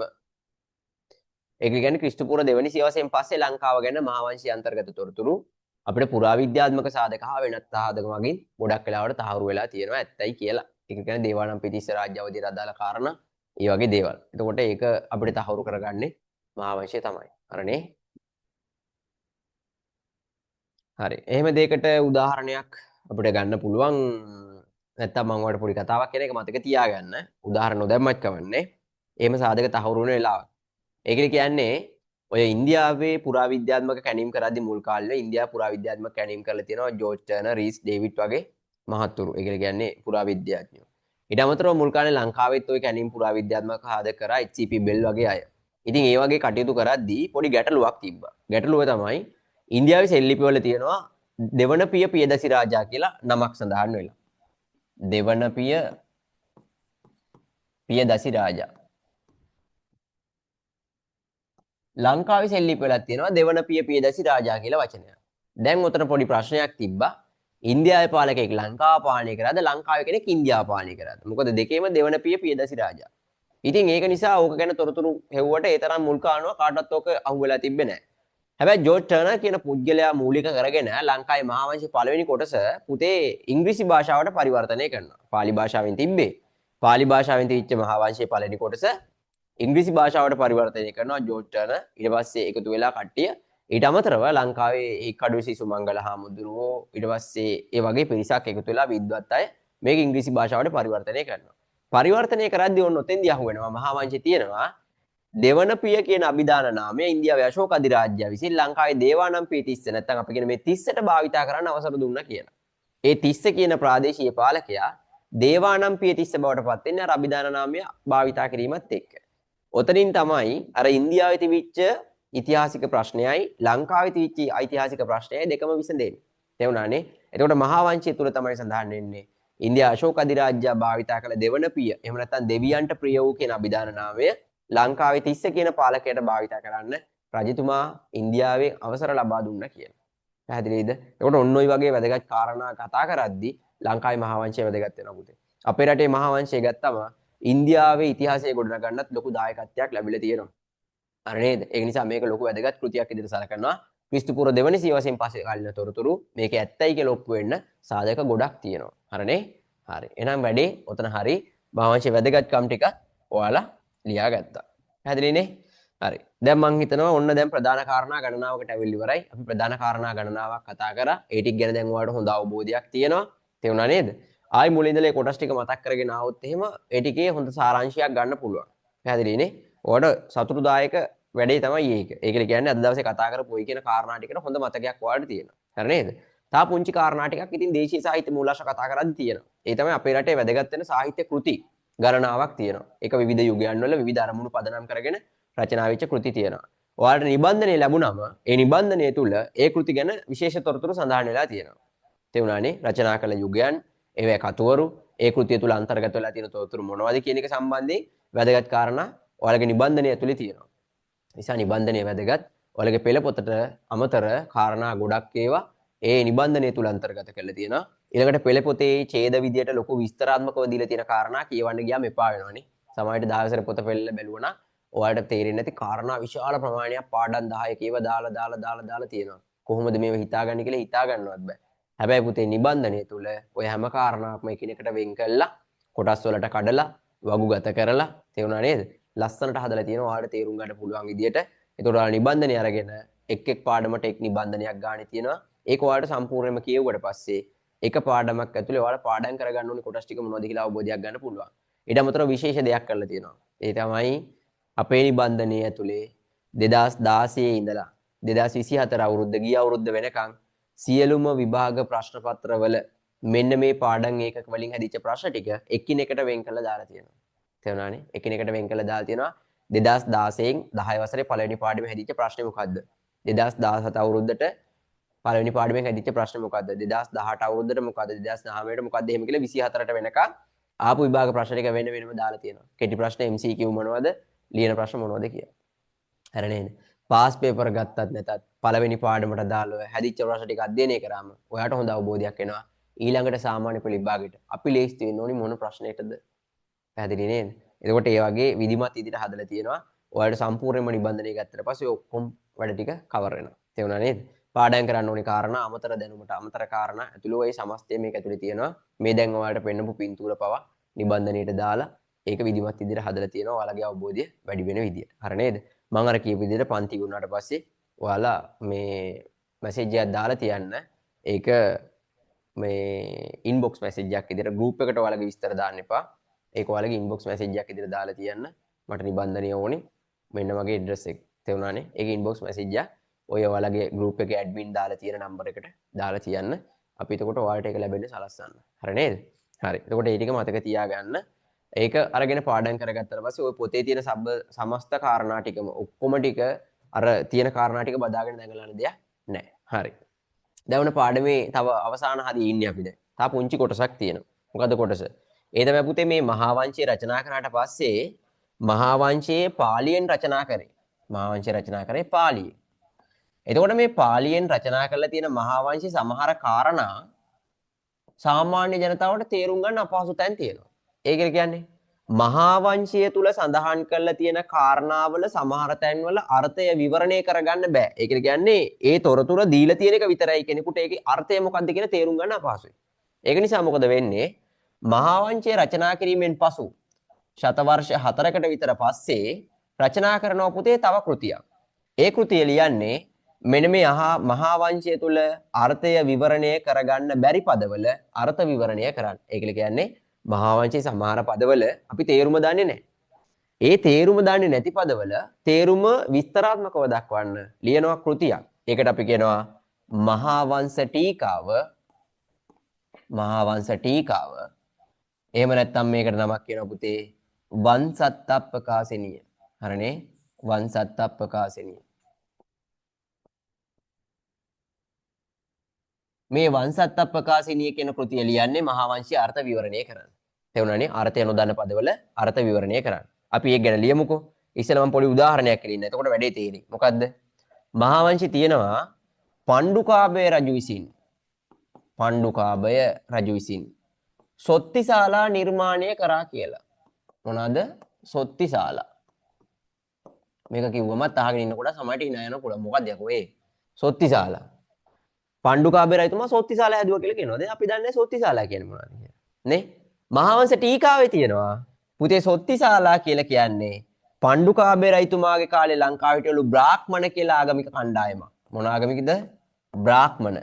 මෙන්න මේ බ්‍රාහ්මණ කියන ආගමික කණ්ඩායම විසින් තමන්ගේ ආගමික කටයුතු සිදු කරපු ගොඩනැගිලි වලට කියනවා මොනවාද? සොත්තිශාලා කියලා. අන්න. එතකොට බ්‍රාහ්මණයෝ ආගමික කටයුතු කරපු ගොඩනැගිලි වලට තමයි සොත්තිශාලා කියන්නේ කියලා තියෙන්නේ මහාවංශ ටීකාවේ. එතකොට මහාවංශයේ තියෙන සොත්තිශාලා කියන නම විතරයි. ඒක විස්තරාත්මකව ලියලා තියෙන මහාවංශ ටීකාවේ. එහෙනම් මහාවංශ ටීකාව කියන එක හරි වැදගත් කෘතියක්. හැබැයි මතක තියාගන්න මහාවංශ ටීකාවත් ලියන්නේ පාලි භාෂාවෙන්ම තමයි. මහාවංශ ටීකාවත් ලියලා තියෙන්නේ පාලි භාෂාවෙන්ම තමයි. මහාවංශය රචනා කළ ශතවර්ෂ 4කට විතර පස්සේ මහාවංශ ටීකාව ලියන්න ඇති කියලා විශ්වාස කරනවා. හරි. එහෙනම් යන්නේ ඊළඟ මාතෘකාවට. ලියන මාතෘකාව වංශත්තප්පකාසිනිය. හෙවත් මහාවංශ ටීකාව. බෝඩ් එක බලලා ලියන්න. මහාවංශ ටීකාව එහෙම නැත්නම් වංශත්තප්පකාසිනිය. වංශත්තප්පකාසිනිය බෝඩ් එක බලලා ලියන්න. මොනව ලියයිද දන්නේ නැත්නම්.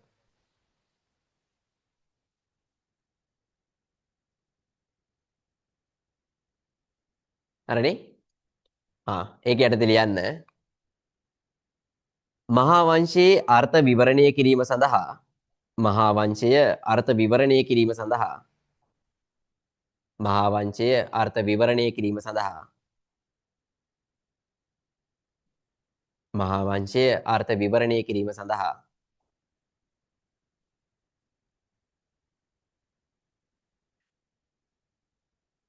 රචනා කර තිබෙන ග්‍රන්ථය මහා වංශයේ අර්ථ විවරණය කිරීම සඳහා රචනා කර තිබෙන ග්‍රන්ථය රචනා කර තිබෙන ග්‍රන්ථය මහා වංශ ටීකාව හෙවත් මහා වංශ ටීකාව හෙවත් මහා වංශ ටීකාව හෙවත් වංශත්තප්පකාසිනිය නම් වේ. මහා වංශ ටීකාව හෙවත් වංශත්තප්පකාසිනිය නම් වේ. මහා වංශ ටීකාව හෙවත් වංශත්තප්පකාසිනිය නම් වේ.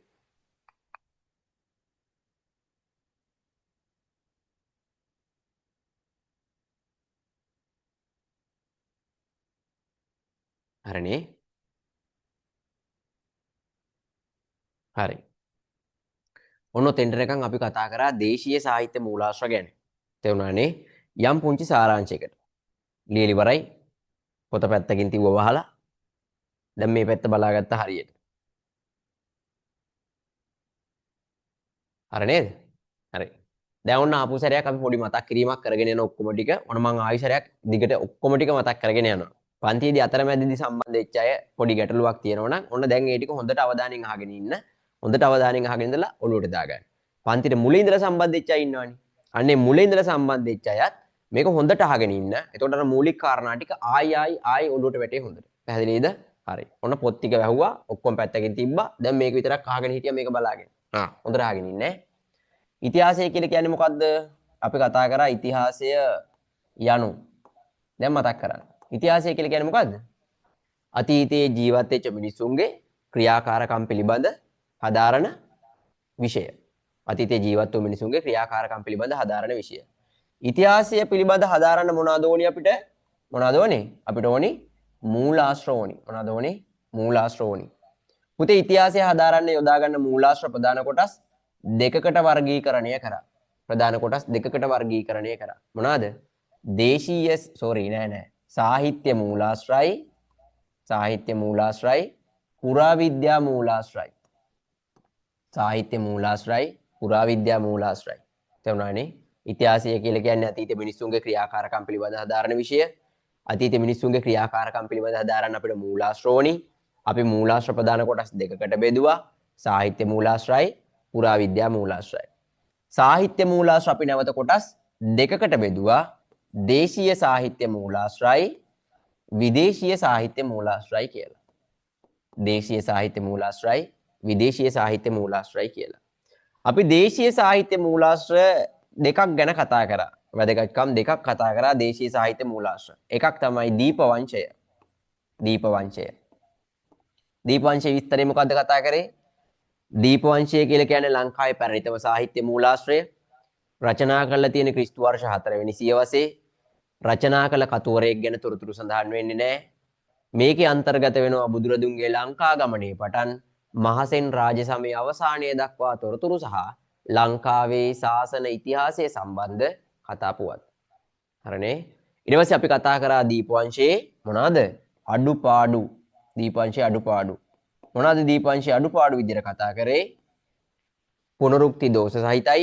ඔයාලා මතක් කරගන්න. පුනරුක්ති දෝෂ සහිතයි. කෙටි විස්තර කිරීම පමණක් ඇතුළත් වේ. ඇතැම් වැදගත් තොරතුරු දක්වා නැත. විධිමත් සැලසුමකින් තොර වේ. ජනකතා හා ජනප්‍රවාද අන්තර්ගත වේ. ඔන්න ඉස්සරයක් කියනවා. පුනරුක්ති දෝෂ සහිතයි. කෙටි විස්තර කිරීම පමණක් ඇතුළත් වේ. ඇතැම් වැදගත් තොරතුරු දක්වා නැත. ජනකතා සහ ජනප්‍රවාද ඇතුළත් වේ. විධිමත් සැලසුමකින් තොර වේ. ඊළඟට මේ දීපවංශයේ තියෙන අඩුපාඩු අකාමකා ගන්න නැත්නම් නිවැරදි කරගන්න රචනා කරා ග්‍රන්ථයක්. ඒක මහා වංශය. මහා වංශය. මහා වංශය රචනා කළ කාලය ක්‍රිස්තු වර්ෂ 5 හෝ 6 වෙනි සියවස. රචනා කළ කතුවරයා අනුරාධපුර දික්සඳ සෙනවියා පිරිවෙනේ විසූ මහා නාම කියන හාමුදුරුවෝ. මහා වංශයේ පළවෙනි කොටස තුල අන්තර්ගත තොරතුරු. ඒත් දීපවංශය එකමයි. මොකද්ද? බුදුරදුන්ගේ ලංකා ගමනේ පටන් මහසෙන් රාජ සමයේ අවසානය දක්වා තොරතුරු. හරිනේ? ඊට පස්සේ දීපවංශයට වඩා මහා වංශය කියලා කියන්නේ මං අඛණ්ඩ ලිඛිත ඉතිහාසයක් සහිත කෘතියක් කියලා. ඒක නිසා මහා වංශය අදතා වෙනකල් රචනා වෙනවා. එතකොට මහා වංශයේකට උදාහරණ දෙන්න කොටස් කීපයක් මම කිව්වා. දෙවෙනි කොටස ධම්මකිත්ති කියන හිමිනමක් විසින් රචනා කරලා තියෙනවා. තුන්වෙනි කොටසේ කතුවරයෙක් නැහැ. හතරවෙනි කොටස තිබ්බටුවාවේ සිද්ධාර්ථ බුද්ධරක්කිත හාමුදුරු රචනා කරලා තියෙනවා. එතනින් පසු කොටස් පස්සේ කාලීනව රචනා කරන්න කතෘ මණ්ඩල එකතු වෙලා තියෙනවා. හරිනේ? ඊට පස්සේ මහා වංශයයි දීපවංශය රචනා කිරීමට පෙර රචනා කරපු කෘති ඇහුවා. එහෙම නැත්නම් දීපවංශය මහා වංශය රචනා කරන්න ගුරු කොටගත් ග්‍රන්ථ මොනවද කියලා කතා කරා. මොනවද? සීහල අට කතා, උත්තර විහාර අට කතා, විනය අට කතා, කුරුන්දි අට කතා, රෝහණ විහාර අට කතා. හරිනේ? සීහල අට කතා, උත්තර විහාර අට කතා, විනය අට කතා, කුරුන්දි අට කතා, රෝහණ විහාර අට කතා. ඕකෙන් මුල කොටස් පොත් තුන මතක තියාගත්තම ඇති හොඳටම. හරි නේද? ඊට පස්සේ දීපවංශයේ මහා වංශයේ වැදගත්කම් කතා කරා. මහා වංශයේ වැදගත්කම් කතා කරානේ. ඒ ටික මතක තියාගන්න මහා වංශයේ වැදගත්කම්. හරිනේ? අඛණ්ඩ ලිඛිත ඉතිහාසයක් සහිත කෘතියක් වීම, මහා වංශයේ තියෙන තොරතුරු පුරාවිද්‍යාත්මක සාධක මගින් තහවුරු වී තිබීම, ක්‍රිස්තු පූර්ව දෙවැනි සියවසෙන් පසු කාලීන තොරතුරු වඩාත් තහවුරු වෙලා වෙච්ච කෘතියක් වීම, විශ්වාසනීයත්වයෙන් ඉහළ කෘතියක් වීම, පසු කාලීන ග්‍රන්ථවලට ගුරු කොටගත් කෘතියක් කියන එකත් ගන්න පුළුවන්. ඒකත් ලියලා තියාගන්න. පසු කාලීන ග්‍රන්ථවලට ගුරු කොටගත් කෘතියක් කියලා කියන්නේ මහා වංශය රචනා කිරීමෙන් පස්සේ රචනා කරපු ගොඩක් පොත්වලට මහා වංශයෙන් තොරතුරු අරගෙන තියෙනවා. හරි නේද? ওই ටික කතා කරා. ඊට පස්සේ අන්තිමටම අපි කතා කරේ මහා වංශයේ අර්ථ විවරණය කරන්න රචනා කළ ග්‍රන්ථය. පුතේ මහා වංශයේ අර්ථ විවරණය කරන්න රචනා කළ ග්‍රන්ථය තමයි මහා වංශ ටීකාව හෙවත් වංසත්තප්පකාසිනිය.